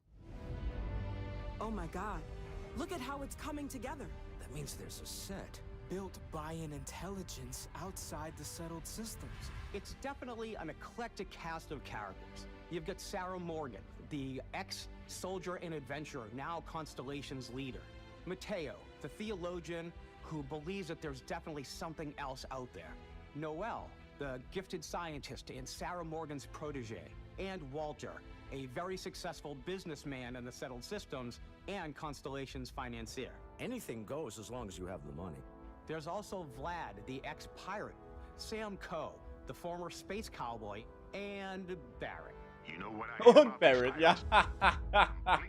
Geil. Otherwise irresistible charm. The journey you take with Constellation is just the first of many you'll embark on. The Settled Systems is home to all kinds of different stories, people, and adventures for you to uncover.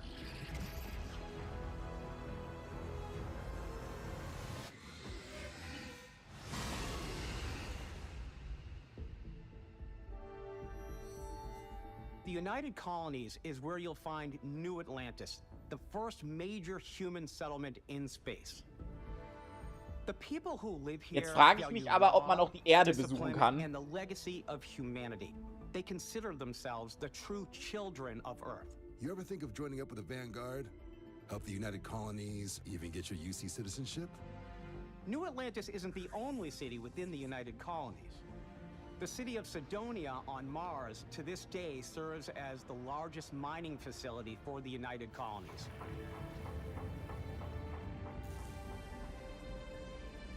Beyond the United Colonies' reach, you might find yourself in a much more wild and independent coalition of star systems.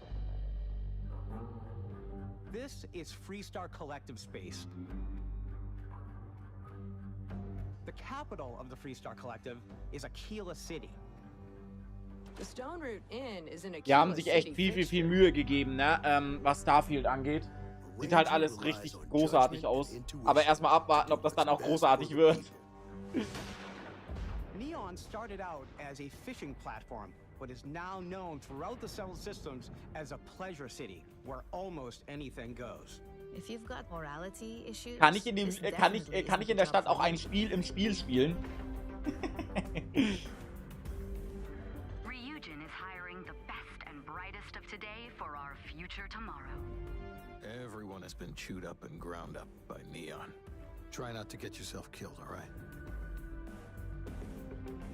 Outside the bounds of civilized space, there are still plenty of unclaimed systems to explore, but these areas are also home to the most hostile factions in the galaxy. The great serpent hungers. All heathens shall be made dust in time. A new face. Is this the face of a brave runner here to challenge the Red Mile? They think the galaxy is theirs. They are wrong. It belongs to the Crimson Fleet. It always has. In Starfield, we're pushing our cities and settlements further than we ever have before. It's all there, waiting for you. A slice of humanity's future. Ha, als ob. Im Spiel, ja. Die Zukunft der Menschheit ist, wir vernichten uns selbst. Also, ja, gut. There are so many things to see and stories to experience. But the most important story is the one that you tell. I'm the type of person who spends hours in character creation, and I think people are going to be really excited when they see all of the improvements we've made. One of the biggest overhauls was done through our character generation system. We scanned a wide range of faces from different age groups and ethnicities, and by mixing and matching all that data, we were able to create highly detailed and diverse characters. We use that exact system to create all of the characters and NPCs you're going to see in the game. So any character you see almost always is a character you could make yourself. Hey, come on, come on. Okay, take it easy. You were out cold. No physical damage. Mentally, the jury's still out. You know who you are? New recruit for Argos Extractors? Ring any bells? Any of this look familiar? Also da werde ich wahrscheinlich auch Stunden drin verbringen. Ich mache mir Joker, Brudi.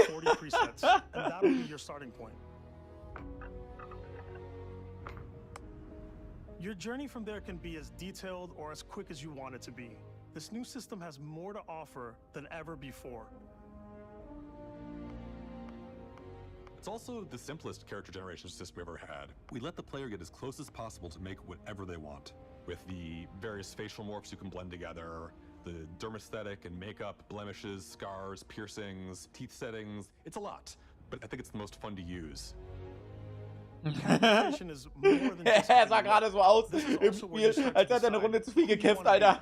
That's where backgrounds come in. Backgrounds give you a bit of backstory and start you out with 3 basic skills. From chef to Dusty. You know, the crew still has a betting pool about which restaurant critic you must have. Komm, und jetzt kündigt an. Multiplayer, dass man die Story zusammenspielen kann. Das wäre cool.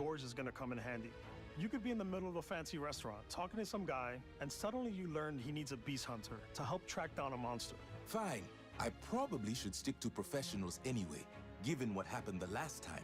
We're also giving you the option to customize your build even further by letting you pick up to 3 traits. Ja, hab ich. Traits are completely optional, and they come with their own advantages and disadvantages. You could choose to meet your biggest fan. By Vectera! Is it really you? Was geht mit ihm denn ab, Alter? And it'll give you gifts if you're willing to put up with this constant commentary. I can't believe I get to stand near you, breathing the same air. I've got to have every molecule. My favorite Alter, töte ihn bitte! Was ist mit ihm denn los? They're very sweet, and it's really fun to go visit them. Honey, we got ourselves a visitor. Oh my God! I came across some hostile zealots in space, but because I had chosen a trait that made me the same religion as them, I was able to get by without any issues. There's another great one that gives you a damage buff when your health is low, but mercenaries will randomly show up and try to kill you. No matter what you choose, there will be plenty of ways for you to tell your story. And if you want to remove it, Ach, einfach alles töten, ist doch egal. Weg damit. Das Universum gehört uns. Fertig. Off we go to another adventure. Ja, ich muss wissen, du kannst sogar deine eigenen Mates killen, Alter. Jo, richtig geil. Ach, komm mal mit, Brudi. Du gehst mir auf den Sack. Ja, Headshot. Ja, so muss das sein, Alter. Richtig Once you've built the perfect character, that's when your journey can really begin. We took what we loved about skills and perks from our previous games and put them together to create an all-new skill system. Each time you level up, you get a skill point, which can be used to unlock or rank up skills. Ranks are unlocked by completing challenges associated with that skill. Challenges become increasingly difficult as you work your way to higher ranks. With our 5 different skill trees and 4 ranks per skill, there's a lot to choose from. I like the Xenosociology skill because it lets you mind control aliens. Kann man auf den reiten? Out of the gate, I'm boost packing everywhere.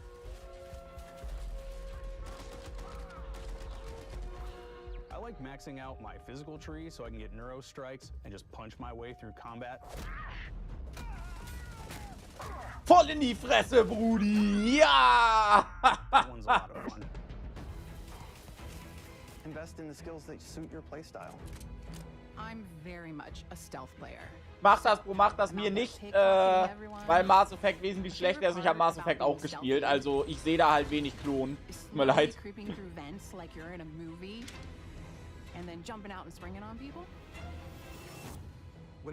Danke, dass du dabei warst und dir einen schönen Abend, Bro. Und Fine, I'll issue you an access card. Ja, hab noch einen schönen Abend.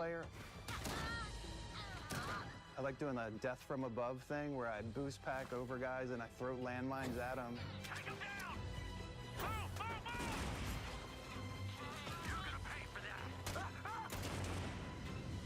I like blowing stuff up.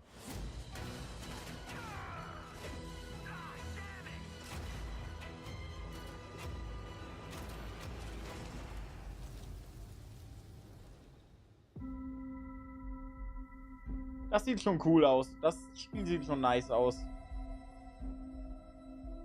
Exploration is a key aspect of all our games. In Starfield, there are full star systems with new life, resources, and adventures.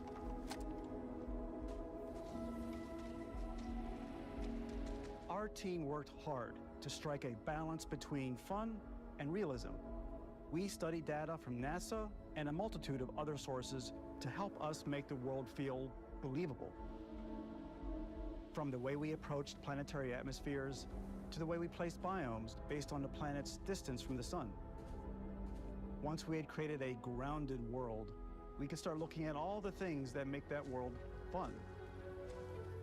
When you leave a planet and head into space, you'll be navigating asteroid fields, having chance meetings with interesting strangers, dogfighting in space, and exploring derelict ships.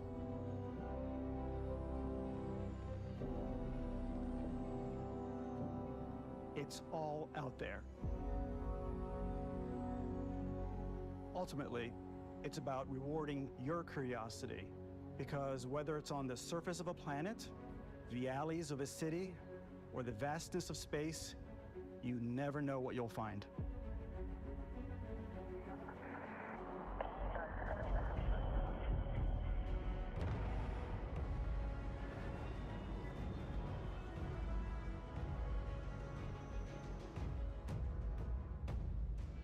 Space exploration is possible thanks to your ship.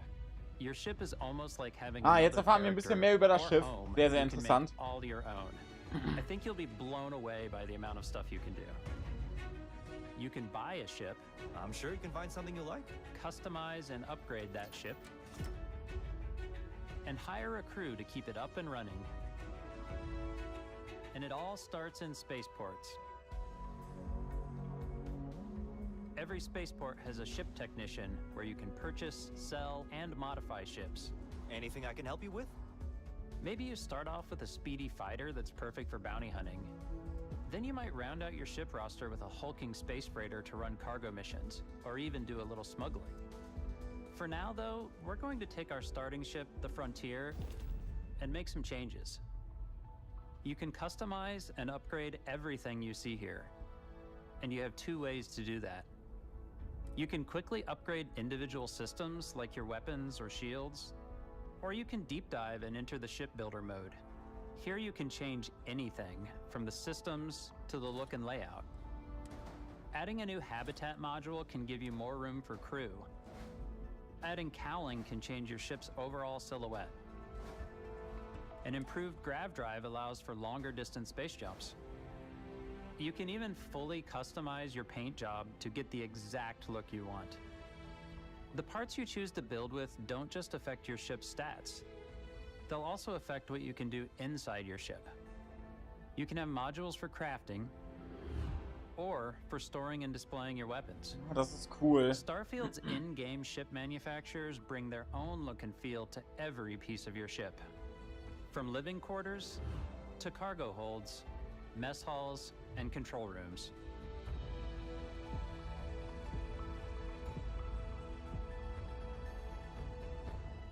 Our modified Frontier is a practical ship, but with a little creativity, your ship can look like almost anything you want. It's a bit odd, but one of my favorite ways of customizing ships is I make them look like animals. The HMS Platypus, as I call it. Schnabeltier, ja, okay. Like a giant tail to it. And we've done spiders, we've done mechs. So it's really whatever your imagination is. And while you can build your home among the stars the way you want to, you're probably not the only person who will call your ship home. Ready to lift off when you are, Captain. Engines ready. The Frontier is fueled and ready, Captain. Some of the members of Constellation can join you on your journey. These companions can serve on your crew, and they'll always be there when you travel. We'll be traveling together until we either find an artifact or this lead runs dry.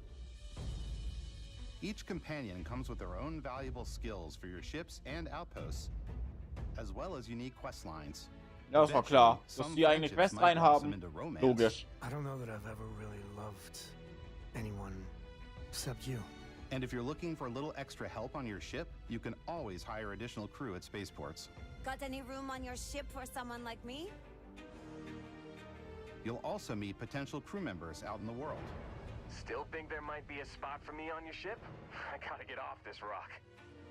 Assign crew to your ship or outposts, and their unique skills will affect how they run. And just like companions, most crew members can lend a hand in the field. Take Bosco, for instance. He's designed around the core basics of a NASA machine. Please avoid getting shot. Ja, danke, Brudi. Ja, dass ich mich nicht erschießen lassen sollte, ist mir klar. So I elongated the limbs. This tends to make him feel more human-like and give him a little personality. It is a shame exploration requires so much bloodshed.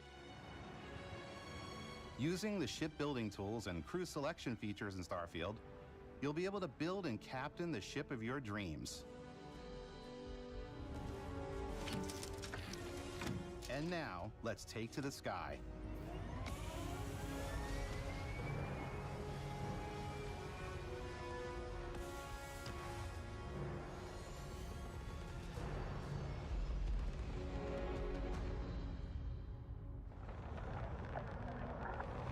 Endlich sehen wir mal ein bisschen was vom Weltraum.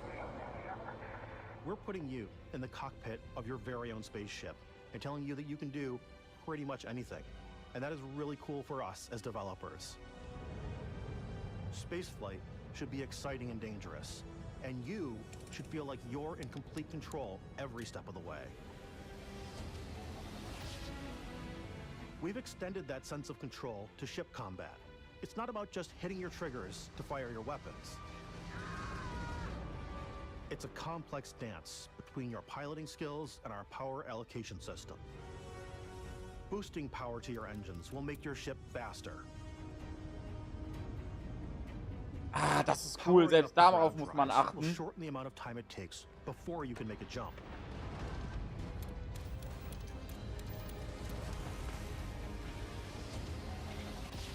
And moving your power to your weapons and shields means you're ready for a fight. You should always be on your toes because you're not alone out there.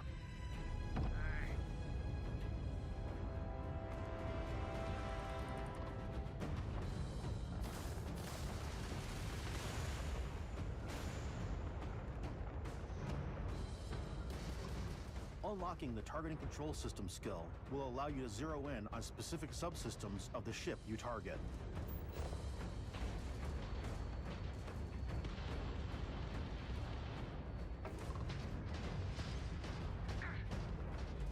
Auf die Schiffskämpfe in dem Spiel freue ich mich schon am allermeisten.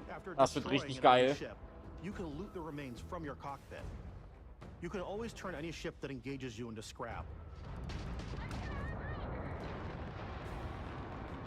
But you can also take a more personal approach by docking with the enemy vessel and boarding their ship.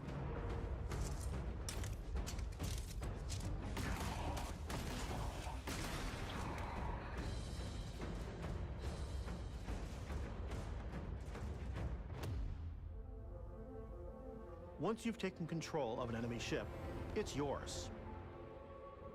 Add it to your fleet and retrieve it at any spaceport. But space is way more than fighting for your life. Just like when you're planetside, there are plenty of sights to see and stops to make on the way to your next adventure. Okay, like okay. These massive star yards. Sternenhäfen. Halls, talk to the crew. Maybe get talked into buying a whole new ship. A civilian in my star yard. Let's see about getting you a proper ship. One worthy of you. Maybe you'll dock with a gigantic battleship, like the UC Vigilance.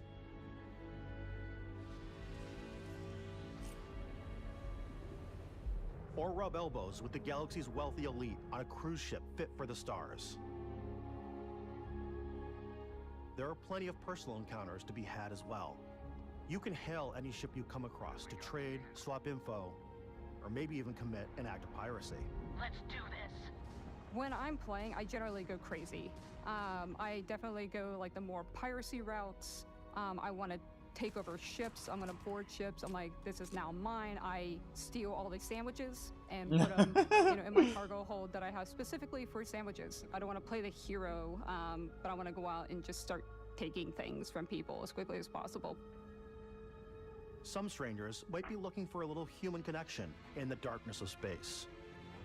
Hello, stranger. I just finished cooking up some food. If you want to come on over, just pop on by.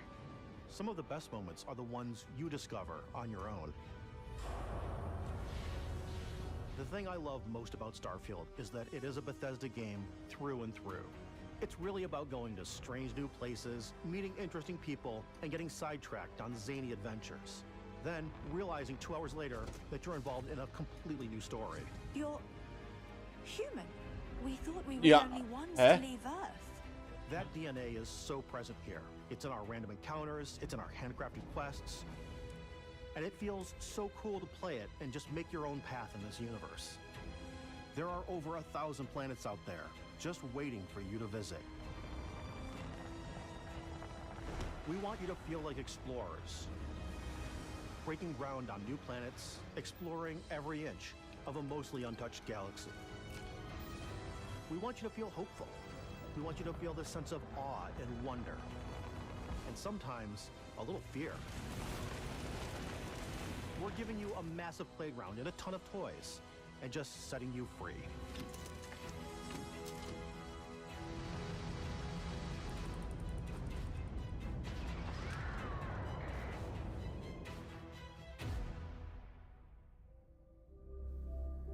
Hey everybody, we've shown you so much stuff, but we thought we'd just take a little break and show you something a little bit different. You know, we put so much detail into our game worlds, and we love the opportunity to bring ein bisschen Pause jetzt gibt es für uns. Editions. And for this game, Die Collector's we've Editions. done a watch. It is the Constellation Explorer's Watch. This is the watch that you actually get in the game that acts as part of your HUD, where it's the compass and then environmental information. It connects to your phone to give you notifications Die geben eine and other Smartwatch information. mit. And we've also Yo. designed this really cool case that it comes with, Istvan. Yeah, we really took as much care and designed this case as we did the watch. Our attention to detail in the game totally translates to this. Inspired by the cases that the astronauts used during the Apollo era to bring back samples from the moon. It's got an intricate locking mechanism, authentic, heavy, comes with a Constellation patch, NATO strap, and the overall functionality and believability of this as something that would exist in the world, in the Starfield universe. Oh, and hey, take this. You'll find it very useful out there, and it even tells the time. We actually have something else.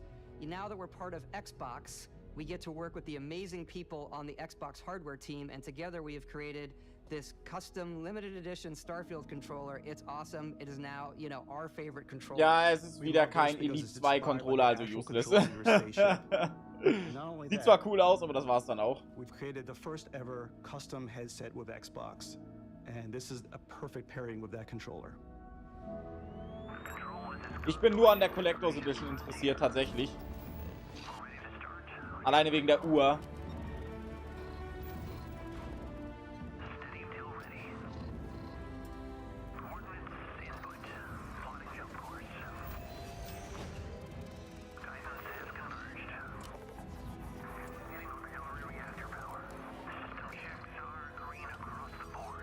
Danke für den Render-Trailer dieses tollen Controllers und dieser tollen Kopfhörer, Lel. Kapi, Rudi. Oh, okay. Skip.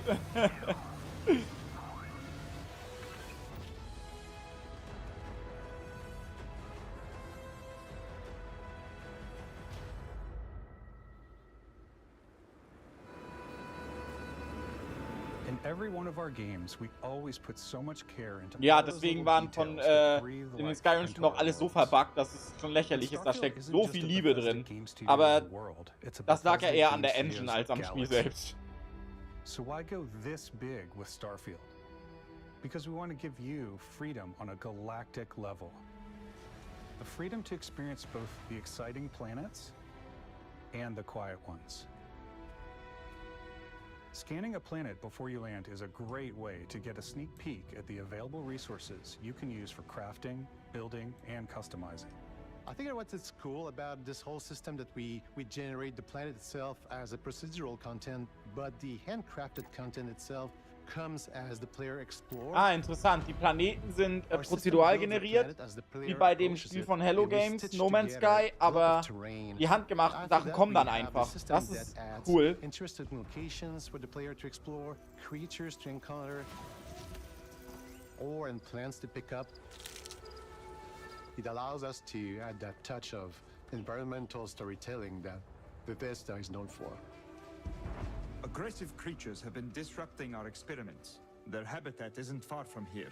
If you could take care of them for us, we would be in your debt. So even if your friends were to visit the same planet that you had, you would have a different story to tell.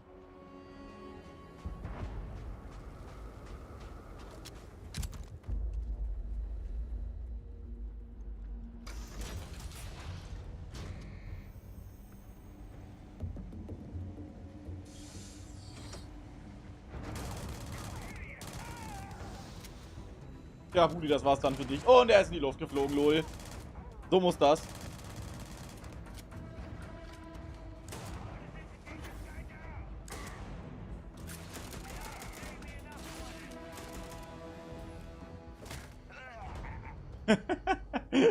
Gib ihm eine Schelle, Brudi. It's completely up to you how you want to interact with each planet. Whether you want to explore and see what you can find, harvest resources and be on your way, or simply take in the views.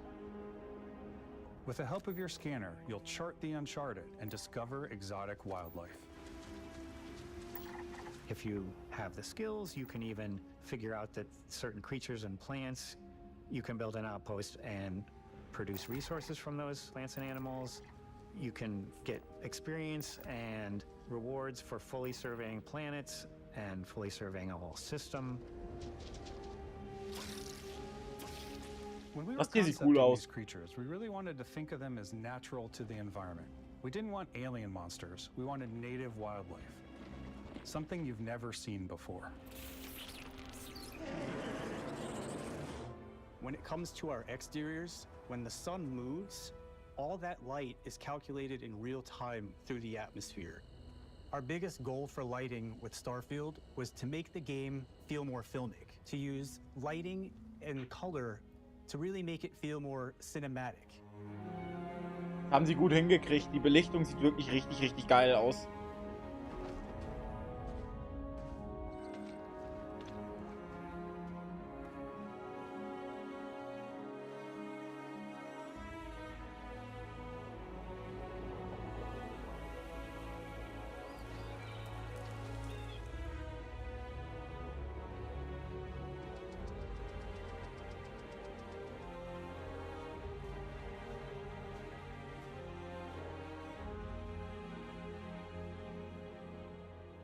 After some exploring, you can find a spot to set up a base camp. Ja, jetzt kommt das Basislager Outposts can be errichten. built Cool. almost anywhere on any planet. And the habitat modules come in all shapes and sizes, filling all different purposes. You can even live in them. Assign crew and companions to work at your outposts for added bonuses and set up extractors to harvest resources while you're away. Something cool we have this time is we have a new fly cam where you can toggle between on-foot building, or you can now use a top-down isometric camera, which helps plan out larger parts of the outpost Das and ist placing cool. those larger halves. Sowas you can fehlt bei really Animal plan your Crossing, structures and what the overall feel of your relativ outpost schnell is. seine Insel And zu then when you're on verändern. your Deswegen habe ich feet, das you Feature can nie really großartig genutzt, decorate and weil mir das zu fine-tune anstrengend things war. much easier.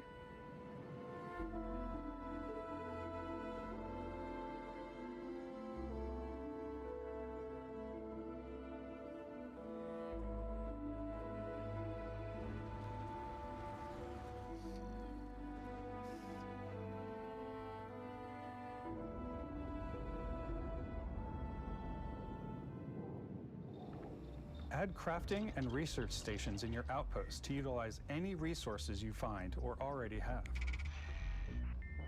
Mod your weapons to adapt them to your playstyle. Different weapon sights and scopes, larger magazines, a selection of grips and barrels. Mich würde es jetzt mal auch different interessieren, ob es auch ammunition like Lichtschwerter und so einen explosive Scheiß gibt. Also nicht wie aus Star Wars, aber sowas ähnliches halt. Das wäre auch ganz cool. rounds. All you stealth players out there will surely need a suppressor.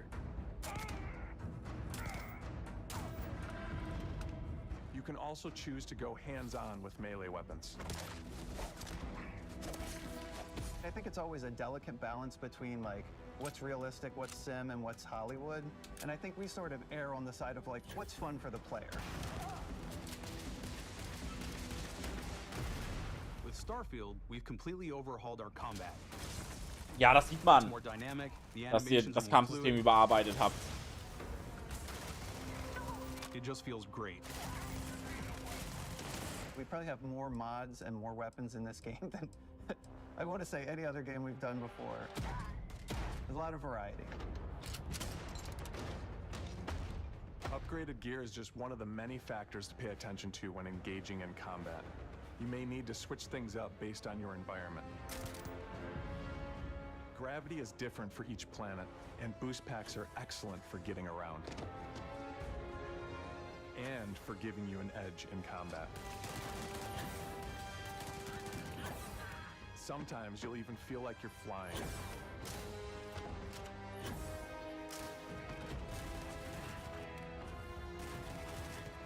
Zero-gravity environments pose a different challenge.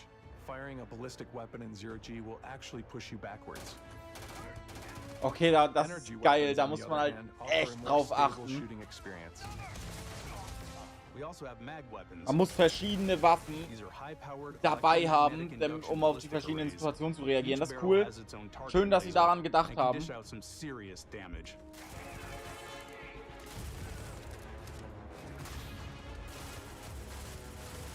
Whether you want to get up close and personal with your own two fists, or you like more compact weapons like pistols and submachine guns, or maybe you prefer something bigger.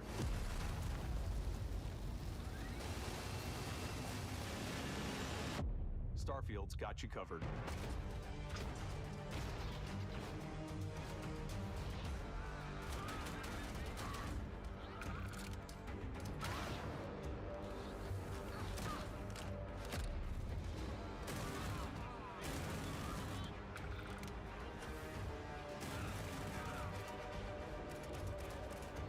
Ha, Dino-ähnliche Wesen. So muss das. Let's fucking go. Bin so bereit für die Dinos.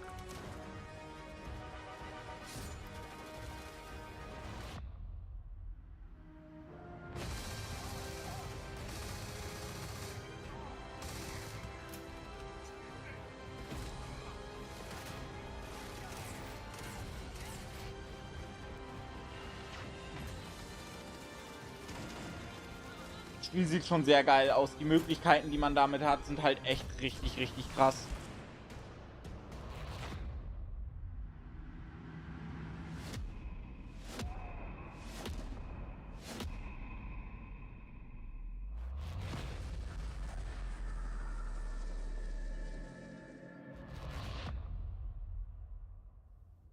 Thanks again for being with us today. We are just so grateful that you've taken the time and spent it here. I know there was probably a lot to take in. There's a lot to the game, even more than we could show here. You know, as we play it, we're always sharing these unique and special moments that only a game like this can bring. When I think about what makes it special, it really is the people here. This game is a reflection of the incredible and passionate team that made it. All of them putting something special of themselves into it. So let's hear some of their favorite moments. Okay, dann zeig mal her, Budi. I love the way that our final combination of all the new tech has come together to create some of the most beautiful sunsets and sunrises we've ever had in any of our games. I love the creatures, the Was ich halt exploration, ganz every gut finde an biome is Bethesda ist, sie different, reden immer but von where ihren that comes to Spielen. Sie mind reden is nie, vast. man sieht die schönsten Sonnenaufgänge in allen I like Spielen to use überhaupt. our Das photo finde ich mode sehr gut, weil to das take wäre sehr rockstar anmaßend. Sie sind da sehr photos. zurückhaltend, das ist sehr nice. I just love that constant feel of discovery and wow, I can't believe that there's more here. I'm most excited about our outpost building systems. My favorite part is every time you step out on a planet, it's a unique experience. You spend all this time building your ship, and you see it on the landing pad. These things are gigantic. It's the kind of thing that you just can't get anywhere else. There's something about seeing a tower over in the distance and going, I know the gravity's low here. I think I can make that jump. My favorite part is biomes, spaceships, Audio design, planets, the day-night cycle, Those details matter to me. diplomacy, exploration, freedom, the ending. Vasco, obviously. I love the robot so much. The incredible amount of worlds we created. Sniper rifles, come on. Lever action. Sniper rifles, come on. I love, but some people might find creepy. I don't know. I know it's right, Ben. War geil. About the game is the freedom to be who you want to be, do what you want to do. It's what you've come to expect from a Bethesda title, but on a much bigger scale.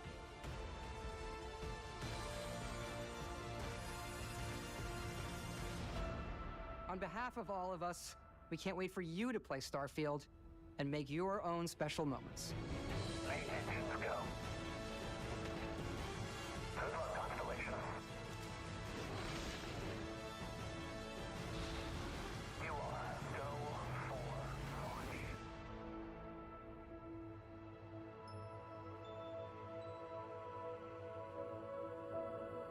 Freue ich mich sehr drauf. Das wird bestimmt richtig gut werden.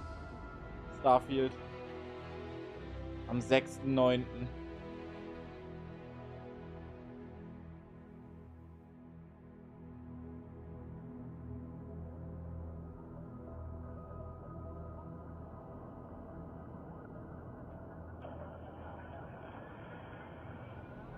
Constellation Edition, die werde ich mir wohl holen.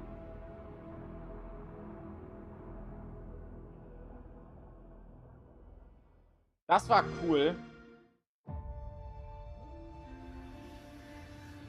Das müsste es dann aber gewesen sein, oder?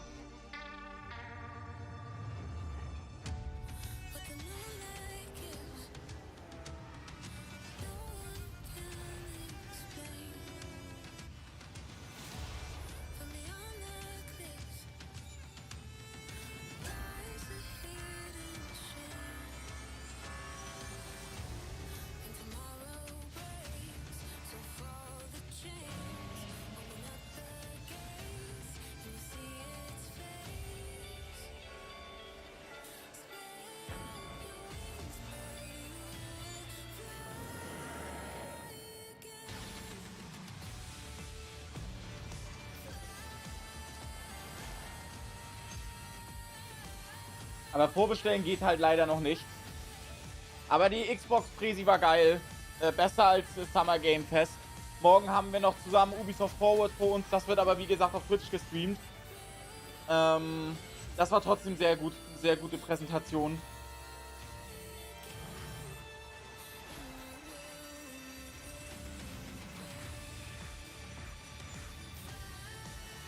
Aber man halt leider nicht, wie gesagt, zu Gears 6 gesehen. Das war wieder scheiße.